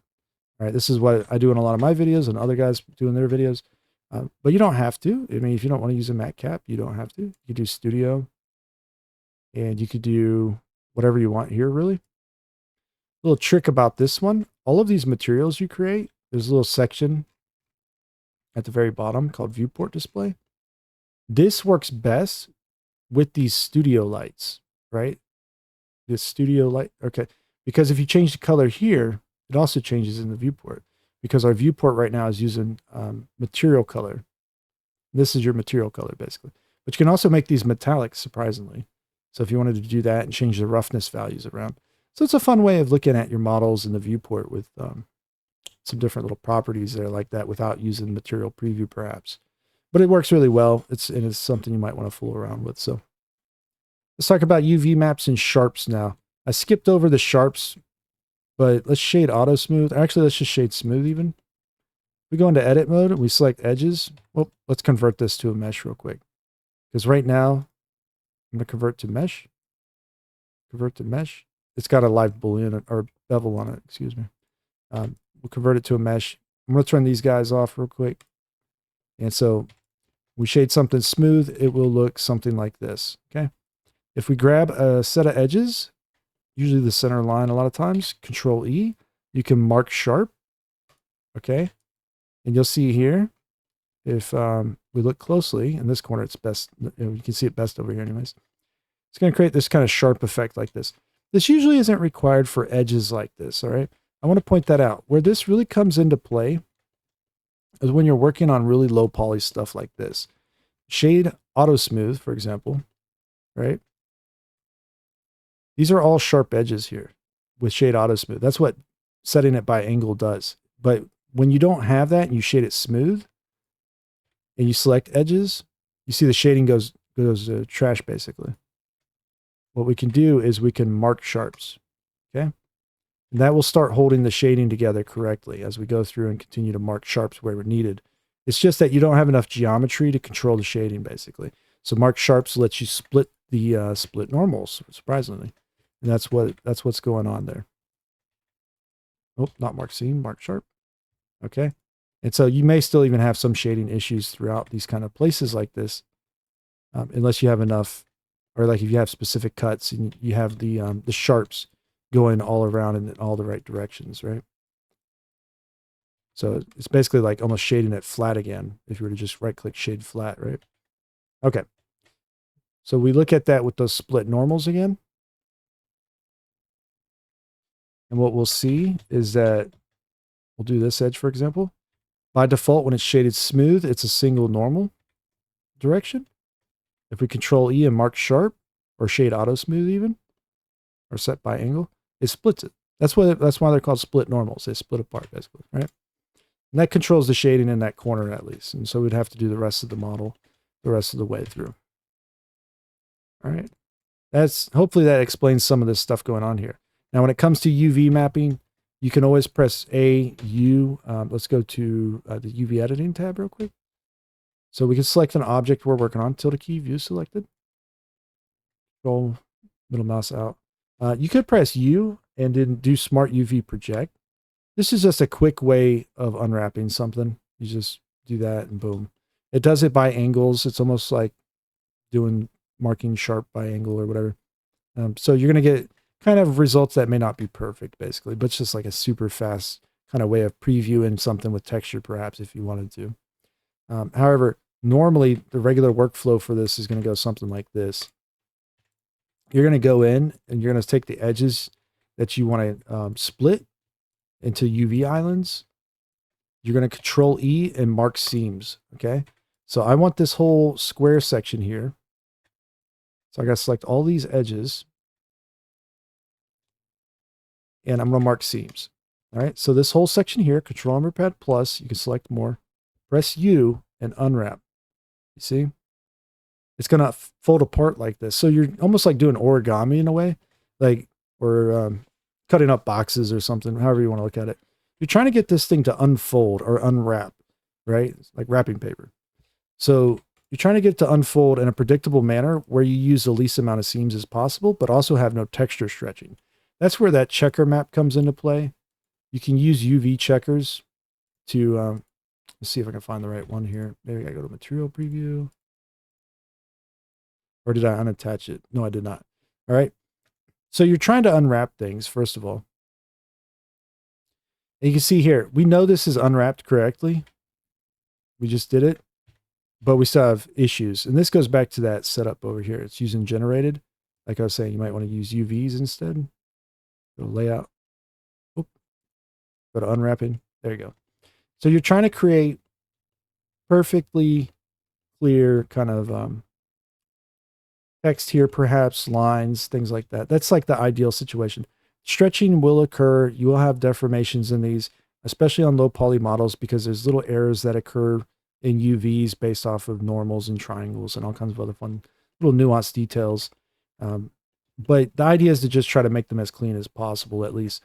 And when you're doing your islands, so you can select by island now. Remember at the beginning of this, we press L, select link.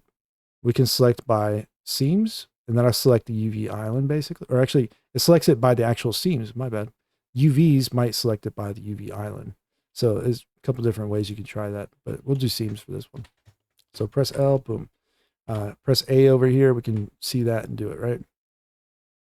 So it's important that you just start unwrapping things correctly and learn how to do this kind of stuff basically. Like if you select this here, you could do select loops, boundary loops, and then Control E, mark seams, right? So when this unwraps, we press U and unwrap, we'll get something like this. Okay. Now, actually, I'm going to take away this checker map in here by pressing X. Sometimes it's very distracting, right? And just hitting X will get rid of it. This could cause issues if you're using non-squared textures. I highly recommend just using squared textures here inside of Blender. It's kind of frustrating using other ones, but if you want, you could. But this, when we unwrap this, when we see it in the viewport, we press U and unwrap. So you use your unwrap menu, right? We created seams, we select these faces, now we press unwrap. We get this result here. This is going, the unwrap method is based off of angles right now. So method's angle based, right? All right, that's great. But you can see we have a distortion here on this edge. This is perfectly symmetrical, right? Or at least it should be. Maybe it's not. Oh yeah, maybe I tapered it. I did. Okay, no, that's correct then. But sometimes you'll run into an issue. Like maybe in here we'll run into this issue where let's grab all of this and then do Control E and mark seam. At the bottom, we'll grab the face and Control E, clear seam. Select it all again. Press U and unwrap. Okay. Oh, of course, we don't get any issues with this one either. All right. Sometimes you'll run into issues when you're doing certain hard surface shapes. A lot of times, like square blockier shapes tend to do this, where you unwrap something. Okay, that might be a good example. It does something kind of goofy like this. Now, this has an extra vertex. It might not be curable by switching the method, but if I do conformal, it might straighten it up a little bit more. So it's kind of interesting how this occurs. I just want to kind of hit this real quick. In this case, the extra vertex is causing a lot of problems anyways, so we'll just merge it out. I must select all of this. You don't have to place seams necessarily to unwrap. You can just press U and unwrap and do things like that. But here's conformal, angle based, right? You can see maybe it looks pretty clean here, but it doesn't look clean here. So sometimes you run into issues like this, and you could try tweaking settings like correct face, correct aspect, fill holes. You can try toggling those on and off perhaps. Sometimes those help, but sometimes they don't. In our case, nothing's helping. And so we're kind of stuck with what we get. We could realign this stuff manually using the UV editing tools here, like maybe straighten on, in this case, Y, no, or align Y, or where does it go? Okay, anyways, so we could try doing something like S, Y, and 0. We'll try that way then. S, Y, 0. And you can straighten those out, basically, if you needed to. those edges. Remember, in here it's vertex, edge, face, and an island. Okay, so that's kind of the whole island, right? But you can do, you need to remember there's an in panel in here as well, possibly. There's an X and a Y position for everything. Down here is 0, 0 for 0 on X and 0 on Y. When you start to move to the right, that's going to be the X axis, so left to right, and Y is up and down, okay? And so if we want this position on Y at 0, boom, and X at 1, boom, we could do that, right, if we wanted to. But maybe we want these two to align perfectly with each other. We could just grab it and hit SX and 0 and flatten it, but it's already flat apparently. Anyways, set these at 1 maybe. See, we can do manual unwrapping. That's all I'm getting at here. SY0, and we can place things exactly where we want them if needed. All right, stretch them out. GY, GX. Okay, and so just things like that. The move tool, obviously, X, Y. Okay, just so you know how to navigate this section now. So later on, you'll be able to find things that you can do. Like you can still split things. You can see over here, split is an Alt M menu, but then it goes to selection Y. I don't know. Press Y, you can split something. You can split these all apart and create seams on them, basically, more or less. It's not a seam, but it's going to separate the island into parts and pieces. So this is a good one. And then also if you select like an edge, you hit Alt V, you can start doing stitches. Alt V is stitching. Sometimes you need it to reverse, so you can press I to invert. Okay. Little things like that go a long way, but stitching can be useful if you want to just start placing things back next to each other real quick. Oh, remember, they're not combining like this either. So you have doubles here as well. So you could select these and press M and merge at center. You should be able to get a single piece now instead of two, right? So A, M, merge at center. Whoop. Merge by distance. Okay. That might work out better for us. So we should have it all combined now. All right, so UV mapping in a nutshell. It's when you watch a project video, hopefully from here on out, when you see UV mapping occurring, at least you know some of the basics of like how to work in this editor with moving things around at least. There's, of course, all kinds of cool little features that are hidden here that come with Blender even.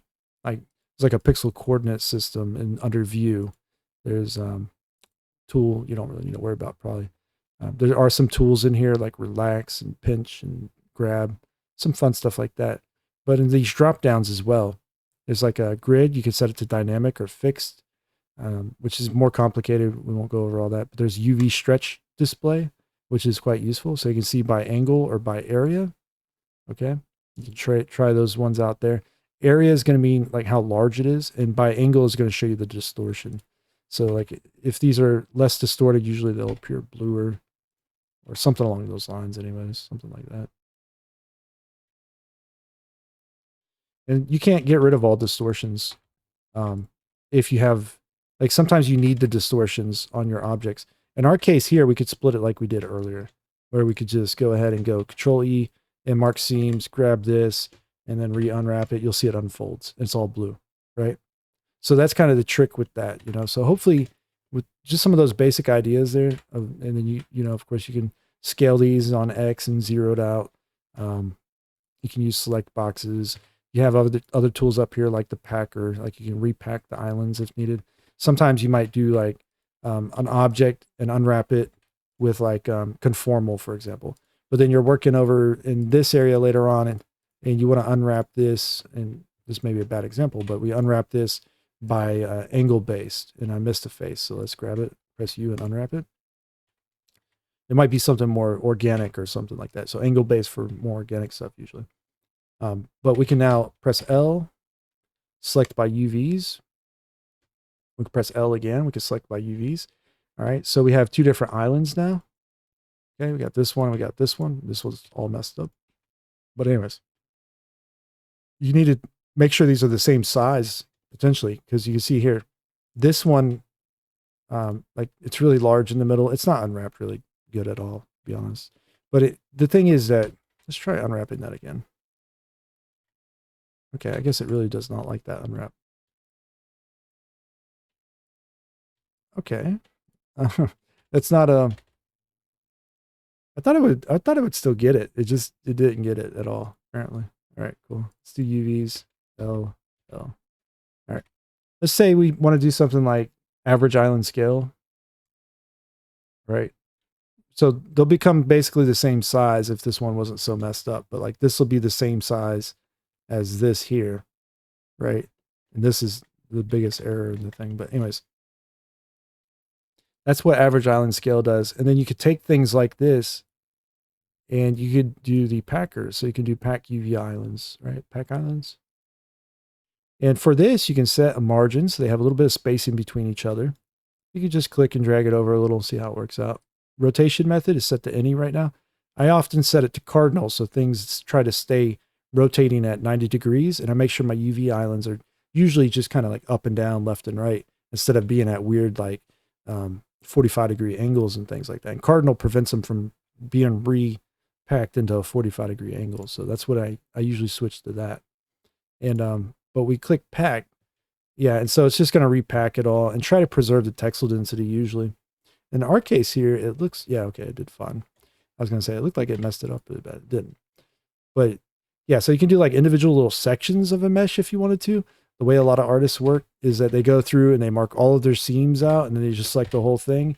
And then they would just click unwrap and then maybe fix things that didn't quite work out after doing that, if a majority of it worked out, right? Or just Smart UV project for now to kind of get this going. And we can see we have something like this. This is unwrapped. You should just see clear, evenly sized tiles for the most part. Game models in particular, you can fluctuate the textile density depending on what it is and where it's at. So it's not always like a set in rule kind of like a set in stone kind of rule, like the textile density or the sizes of these like compared to each other. Like this face, for example, like if you wanted more detail on this for whatever reason, you could enlarge it in a game model, perhaps. You just don't usually want to go too extreme with it because it becomes really noticeable when it's something like this, right? Maybe double the size. It'll become a little bit clearer. You can put some text up here. Whereas like this stuff might be more generic, like metals and stuff. So these textile densities, that's what that is, like how much space UV occupies on a texture. You can fluctuate them on a lot of game models. It's not such like the end of the world. So like these little cavities, maybe they don't need a lot of detail in them. So you can even like try to reduce them. So you get more efficient packing of the whole thing together. And by the end of it, it should work out fairly well. You can even pack these ones again if you wanted to and see what happens. Sometimes they might work out better, maybe not. In our case, it did not work out better. Okay. Yeah, so you want to try to do this as efficiently as possible as well. Think of it like this when you're creating UVs. This is all dead space. We're not using this. It's not occupied, right? We're just, if this was like there's different size resolutions you want to use for games. It's going to usually be like a power of 2. So it starts at like 2, goes to 4, 8, 16, 32, 64, 128, 256, onto 512 to I think like 768 in the middle there. But then you'll often hear something called 1K, 2K, and 4K maps, right?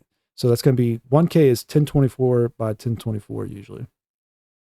2K is going to be 2048 by 2048, and 4K is going to be 4096 by 4096. Now let's imagine this is a 4K texture, okay? And we have about 50% of the space is unoccupied in these little cavities or crevices here, okay? Your 4K texture becomes virtually a 2K texture at that point, unless you're doing some kind of like UV overlapping or something else special. You're not utilizing your texture space very efficiently. So there's an add-on for Blender called Textile Density Checker. I highly recommend getting that and checking your UV space efficiency. When you're doing unique one-to-one piece, like every face gets a unique part of the UV map or whatever, you're trying to hit something like 80 to 90% textile density efficiency. So you'll have to use that add-on, Textile Density Checker, and also get a add-on called Text Tools, right? Text Tools add-on for UV mapping is super useful. It's a free add-on, so you should definitely pick that one up. Those two add-ons. Now, are they working in Blender 4.2 as of making this video? I don't know. I haven't tried it.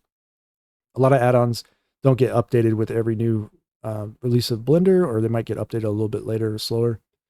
And so if it doesn't work with 4.2, try it with an earlier version. I personally like 3.6. I find a lot of stuff works real well in it, but whatever the case. So yeah, this is the idea of, well, getting started with 3D modeling. It's a lot of information to soak in. I've said a lot of this on this channel already in various different videos.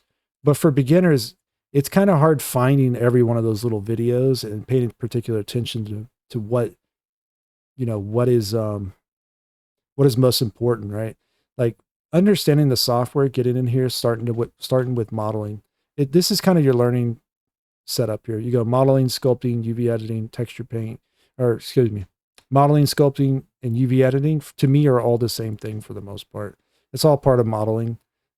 Creating your textures and shaders, that's material work basically. So that could be done in Substance Painter, Substance Designer. It doesn't have to be done. Well, shading might have to be done here in Blender, this section. This is just setting up your shader, but the actual texture work could be done in something like Substance Painter, perhaps. You could even do some of it here in Blender if you wanted to. But animation, before animation, there's something called rigging, where it's virtually setting up your model with like controllers, more or less, either using bones or constraints or drivers. That's all part of rigging. Okay. So you have to rig a model usually before you can start doing a whole lot of animation with it, specifically like more complex stuff like characters. If you're going to do just like basic cubes and run physics simulations and stuff like that, you don't have to rig that stuff necessarily, right? So we're not going to get into physics simulation in this one, but moving past that, eventually you end up wanting to render things, right? And so the rendering tab's just like the render result window for some reason. I don't know. But the rendering tab's there.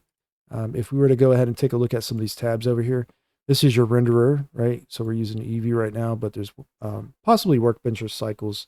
And so you can render animations, the animation timeline. You can kind of work with stuff like that. But this is all your render settings over here for the most part, right?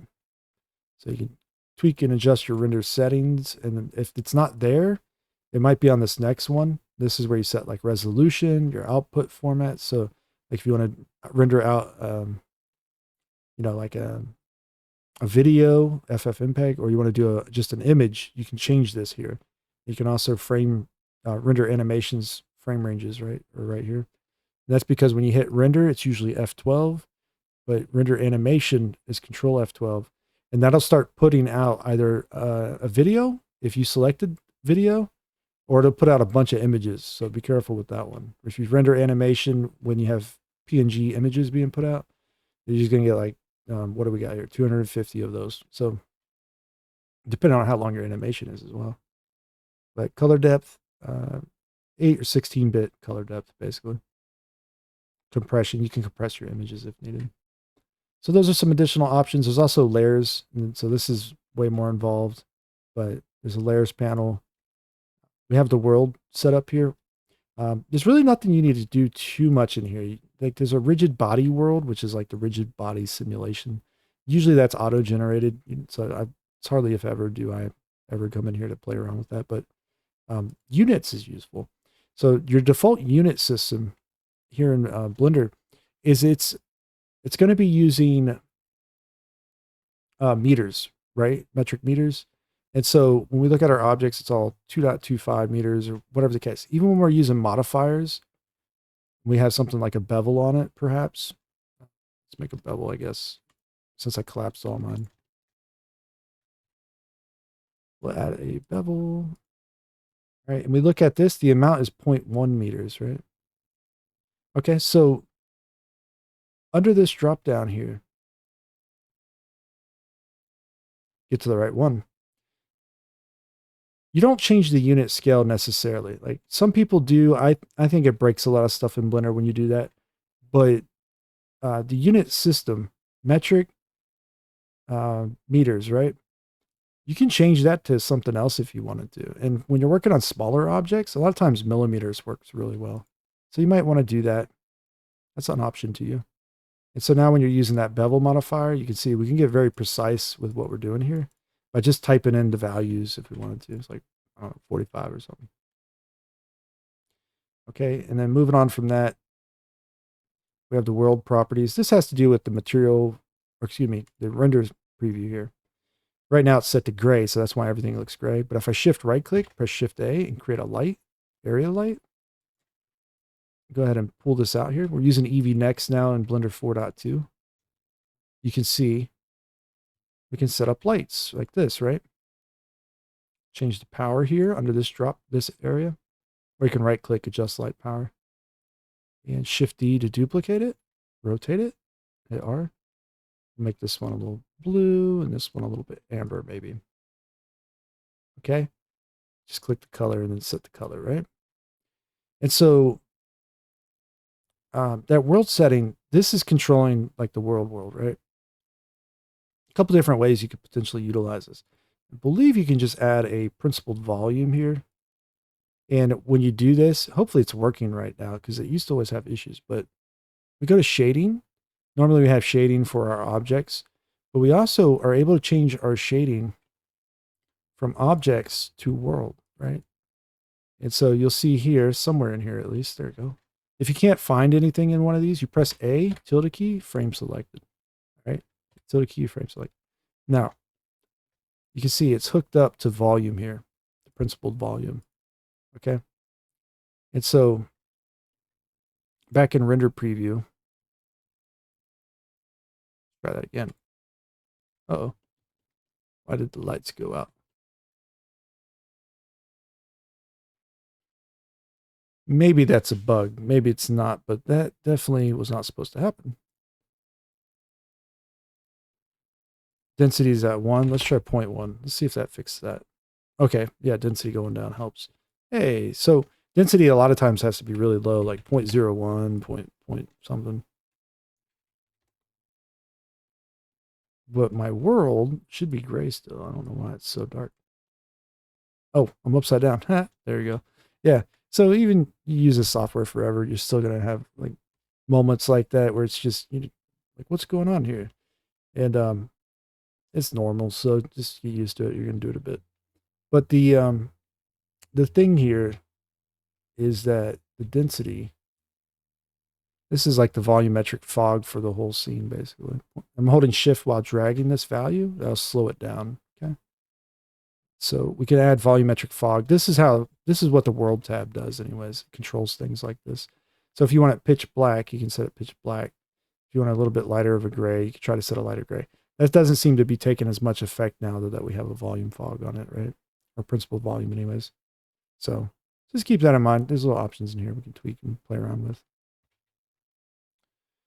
And that's what that tab is doing. Collections.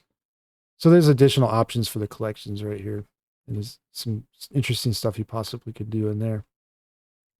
The only thing that I usually use viewport display for a lot of times, there's a few settings in here that I want to get to sometimes, but there might be more for yourself, especially if you're going to do like animation. But the main one I usually go for is either turning something into a wireframe or bounds.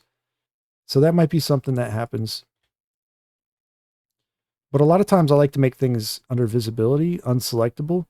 And you can actually go up here to this drop down and make this little arrow icon, like enable that. And when you click that, it's the same as checking selectable. So I don't even go there for that anymore. So this little arrow thing works. And if you're using cycles, you might want to check like shadow catcher in here under visibility, I think, or viewport display, one of those two. So if you're using cycles, that's what you do. Then, of course, our modifier panel. By the way, I didn't explain any of these really all that well. There's tons of modifiers that, you know, look in the manual and watch a few tutorials, like following along with projects. You'll learn how to use them while following along with those projects. The only thing I will say about them is that a lot of times you'll see like that little object section. You can use it with other objects, but a lot of times you want to press Shift A and also use it with empties. So empties are just kind of like placeholder objects that have a position in world space and rotation and scale. It's almost like the 3D cursor of sorts, but you can place these around and you can use them as in rigging and all kinds of other fun stuff you can do with them. But the main thing is that when you're using modifiers, a lot of times you can reference the empty as well. And that's going to make a huge difference when you're using certain things like doing simple deform and whatnot, right? But then once again, something like the lattice modifier, you actually have to create a lattice object first, right? So that's a little bit interesting. And when you're doing something like armature, a lot of times you don't even have to add the modifier here. When you parent your skin of your mesh to the bones of the mesh, a lot of times it automatically will create the modifier for it. So just keep that in mind. But these things can be ordered and opened. So one of the biggest issues you're going to run into if you didn't figure this out by accident is that a lot of times you'll want to try to click these little arrows and open things. And it takes up quite a bit of time. Here's the trick. You click and drag. You can close and open these very fast by clicking and dragging. Okay. And you can reference empties. And you'll oftentimes, I'm going to just mention this as well. The empty seems like it's not going to make sense. A lot of times you got to rotate them on like X or Y or maybe even Z or whatever by 90 degrees first. And then even then, sometimes you got to do like X and Z on 90 degrees. And it gets goofy. So just be careful with the empties. Play around with those modifiers quite a bit. I got a number of videos on that kind of stuff already, but I'll probably redo some of those videos at some point so they're a little bit more clear perhaps. Particle properties right here. So you can create particle systems.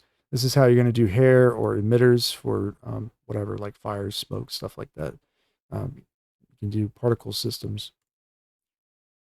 And so these are the physics simulations. So we got fluid, rigid bodies, soft bodies, collision, mesh, dynamic paint stuff, and rigid. All right, you got all that, right? That's for physics simulations. That's all I'm saying. Constraints will help. You can constrain all kinds of things to different things. Think of these as like strings, more or less, for your puppet, if you would. So rigging is like creating a puppet. You have like maybe a controller of sorts, and then it's connected with all kinds of constraints and that, and so on and so forth. So if you once you look at animation and rigging characters as literally just building a puppet, it suddenly doesn't feel so daunting anymore. It's like it's what it is, and depending on how involved you want to get with it, that puppet can be very advanced. You know, think of like back in the day, you had like Jim Henson or something like that, and they were doing animatronics with Muppetry basically. There was a lot involved with that. There was like robotics and wiring and you name it, right? That same stuff applies here. Imagine yourself being Jim Henson creating your rigs, if you wanted to. I guess that's the only way to look at it, really. So going to data properties. And so we already saw the split normals here. Like you can clear those if needed. There's actually a remesher in here as well for some reason, but there it is. You got some texture space stuff going on. I hardly ever come in here for that kind of stuff. Usually it's about doing color attributes. And these are also going to be known as vertex colors. So you can create new vertex colors if you needed to. When you go into vertex paint, it automatically will create one, by the way. If you do UV maps, you can have multiple UV maps for the same object by creating new ones. So when you are in the UV editor, like you can see, well, first, if you have one already, you click the plus sign, it's duplicating it. But if we select like UV map 1, go to the UV editor, scale it down. Go ahead and open that up. Place it in the top left. UV map 2, scale it down, place it in the bottom right. This is in the center. So we got, you see, we can actually toggle between different UV maps as well. This can sometimes be useful when you're trying to create things for video games, like creating atlases. You might want to have multiple UVs where like you do an object and texture it and make it look as good as it can with a regular UV map. But later on, you want to combine it with other objects. You might be able to set up UV maps in a manner where like multiple objects, like you could take multiple objects into the UV editor too. So like if you do like multiple objects, edit mode, you see? So we can do stuff like that as well if needed. Press L here, turn off UV. So we select the whole mesh. We can move that out. Press L here. Press use smart UV project or leave it as it is. That's interesting. But yeah, we could do stuff like that. And press A again. You see? So we got a lot of different islands now. And so you can take multiple objects and pack them at the same time and get something like that going maybe, right? Combine them together. And that could be on just like, if you have the same UV name, which we apparently don't have multiple UVs now, I guess. Maybe I undid it or something. But if we had, you know, two with UV map with the same name here, and we did this, you see, like it would be the same setup basically. But like UV1 over here, we could just pack this by itself.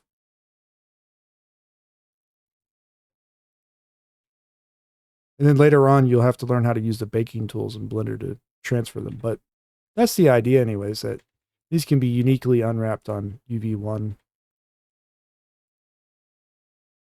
and packed just to themselves. But then on like UV map 2 or .001 in this case, you can have them combined together.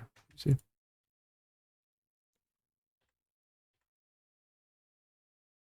So, and I don't think that quite worked out the way I thought it was going to. Yeah. Okay.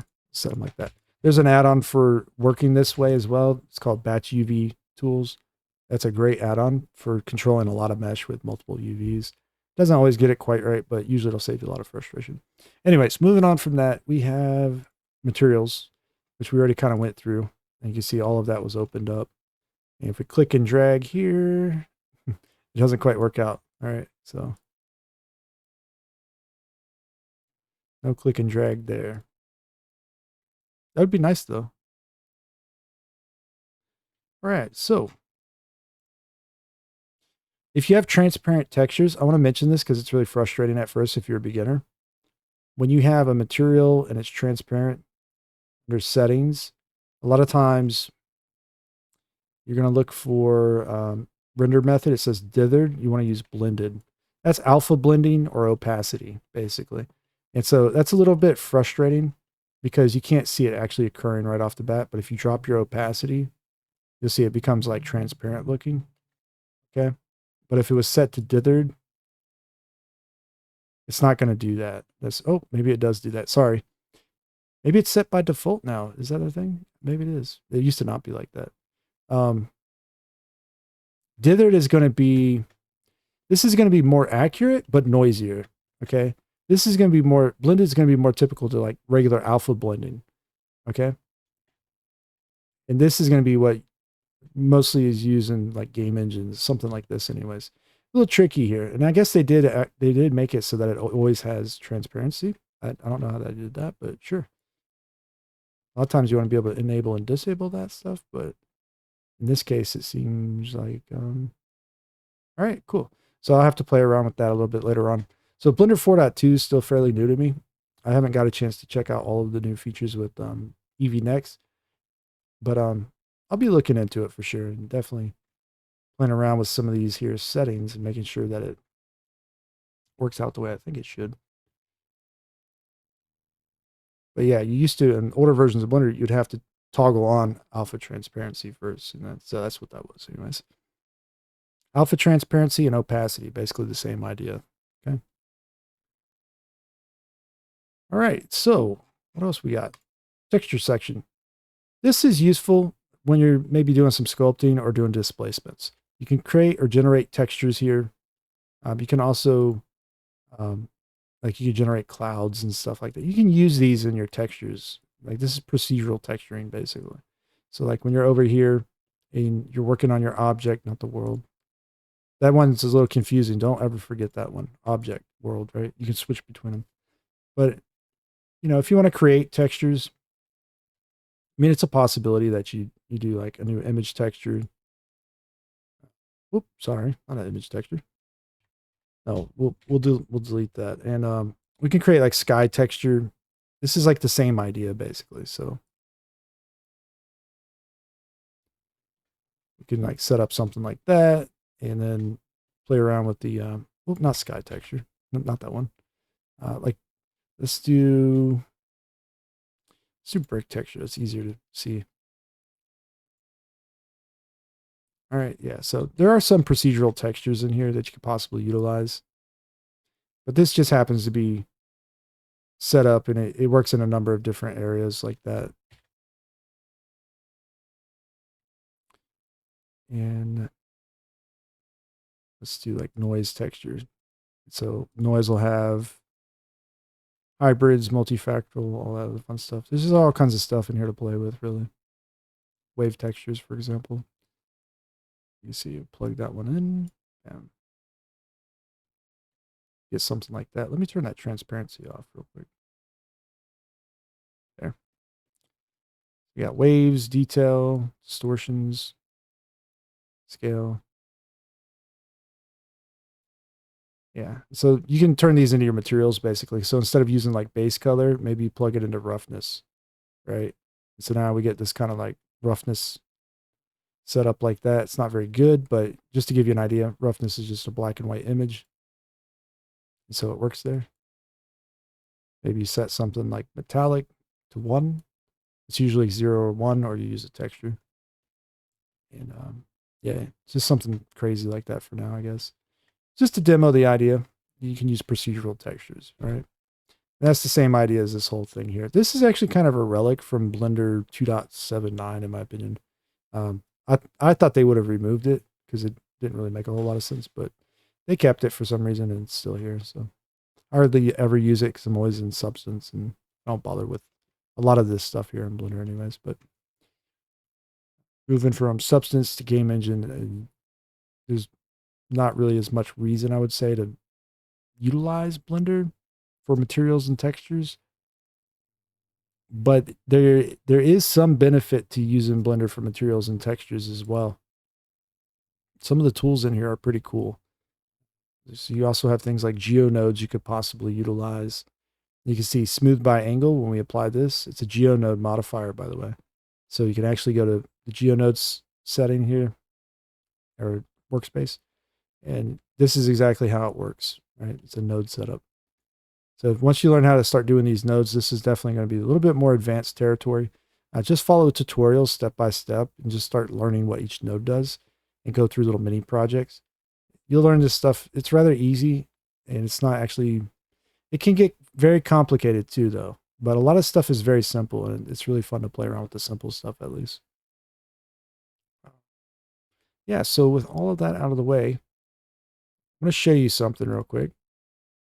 I'm going to save my preferences. I'm going to click new. So whenever you start a new scene, you're back to this view here, right? And all of these windows, these will be reset as well. So whenever you want to just change things from the start, you start modifying this. And maybe you want to use a matte cap. Use like whatever matte cap you want, maybe. And turn on backface culling, cavity, set this to both. Turn ridge off. This is what I would go through anyways when setting this kind of stuff up. Okay, I might change some of my render settings even if I really like something like ray tracing. Maybe I want that on for Eevee next, right? Jittered shadows, perhaps. Who knows? Any number of things here you can change. You could maybe get rid of your animation timeline if you wanted to, or what I do a lot of times, just drop it so it's a little bit smaller. And for the most part, I'll turn statistics on, relationship lines off. When you do parenting, which I didn't actually talk about, we'll do that real quick. Shift E to duplicate. We want to move this and this one to follow it. So you select, shift select, this is active, control P, parent, set parent to object, and keep transform. Okay. So now when we move this one, it moves. This one free, this one moves. There's a relationship line. I don't care for those. They don't really do nothing for me, so I turn those off. All right. Wireframe should be a toggle option, so I'm not worried about that. Face orientation, color space, attribute text. And all right, so something like X-ray, for example. You don't have to turn X-ray on, but you can still adjust it. I might do something like that if I wanted to. So you can make a really nice looking like Blender start scene if you wanted to. Really, you don't need 2 cubes or nothing like that, but just 1 cube. Press N, bring out the side panel. Oftentimes I like to do the modifier list here so that I can just be ready to go. This is how most of my videos look anyways when you're watching them. Something along these lines. I have an add-on that syncs this viewport with all of these other viewports as well. So you could see, if you go to those, you see they change each time. And so that add-on to sync UV workspaces. I don't know, once again, if it works for Blender 4.2 yet, but it works with 3.6. So there you have it. Maybe it'll get an update. Maybe it has been updated. I wouldn't know. So I haven't tried it yet. I got to try a number of add-ons with 4.2. That was the problem with Blender 4. I was using 3.6. Blender 4 came out. A lot of add-ons just didn't work with it. So I haven't been real interested in the 4 series until 4.2 at least, because 4.2 has UV Next in it, which is awesome. And if I can get a bunch of add-ons working with it that I usually rely on, then I definitely would be making the switch over here, I think. So if you want to start learning Blender, learn on 4.2 or newer, and stick with like the newest thing as you're learning. Even there's nothing wrong with that. When you're starting to work on like productions and actual big projects, you'll want to use an LTS version for sure. Okay, that's all it comes down to, is that you're going to need that dependability. So like 3.6 was an LTS, 4.2 will be an LTS, but you want to rely on those LTS versions because you get updates for 2 years, whereas the other releases, like any number of things could change really fast in those. You just want dependability and bug fixes, get an LTS version. That's all I got to say about that. So, and other than that, this has now been a almost 3-hour video. I think I'm going to give myself a break, take off from making this recording, I guess. Yeah, so hopefully you learned a lot in this. If you're still new to the software, we barely scratched the surface. We're just getting into the modeling part. Like, that's all this was about, was navigating the viewport, learning to do a little bit of basic mesh editing to a degree with the edit tools. But if you followed along with all of this, you should be able to look at any of my other videos now, and they should make a whole lot more sense, hopefully. I might be using other add-ons in those, but it's these same basic kind of things that are occurring over there. The only thing I can say is that I skipped something super important. We're going to go over this, and then I'm going to end the video. All right. So first, generate mirror. Okay. Mirrors work off of the origin point. In our case, we're going to mirror across the x-axis, and we're going to bisect it. All right.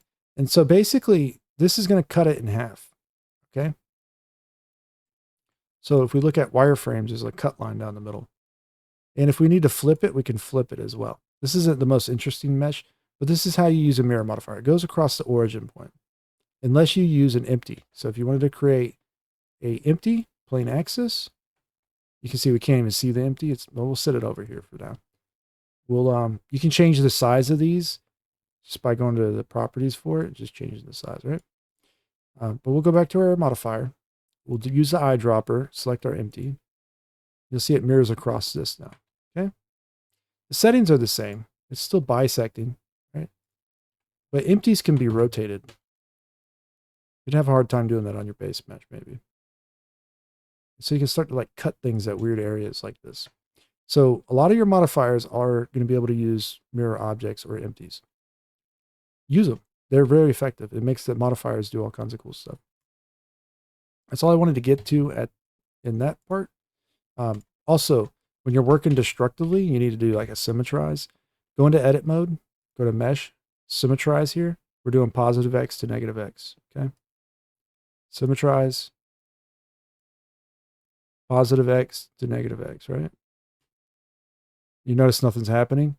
We have to select it all first. So select A, symmetrize, positive X, negative X. There you go. Symmetrizes it. There you go. So now you can do maybe like knife cuts. You can hit K. Use a knife cut here. Okay. Select this. Something I didn't show. Alt E. Extrude manifold. This only really works good on very squared up 90-degree corners. If you have any non-planar faces or it's not like a 90-degree corner, it doesn't work well. So Alt E, extrude manifold. you can cut in with this thing like this. In my opinion, it's oftentimes better to use the Boolean instead of that thing. But anyways, if you just need to do something like that real quick, that's an option to you. Symmetrize, boom, you're done. You can do that. So you can make that, you can just keep working on one side and keep symmetrizing if you need to. Super fast way of working. Anyways, so yeah, that's kind of everything I got to go over, I think. You can lock move tools. I don't know what else I would say in this video. So we're going to end it here. I hope you enjoyed it and learned something. I know it was a lengthy video, but it's kind of that one of those in-depth crash courses that will hopefully just make things make a lot more sense here as you get into the software, right? Because you got to tackle doing like keyframing perhaps and animation and stuff later on. So we're not going to, that's why I didn't go over those kind of things, but you can definitely watch more videos all about just key mapping and animation, right? But just getting your foot kind of like firm footing in Blender is the rough part, I think.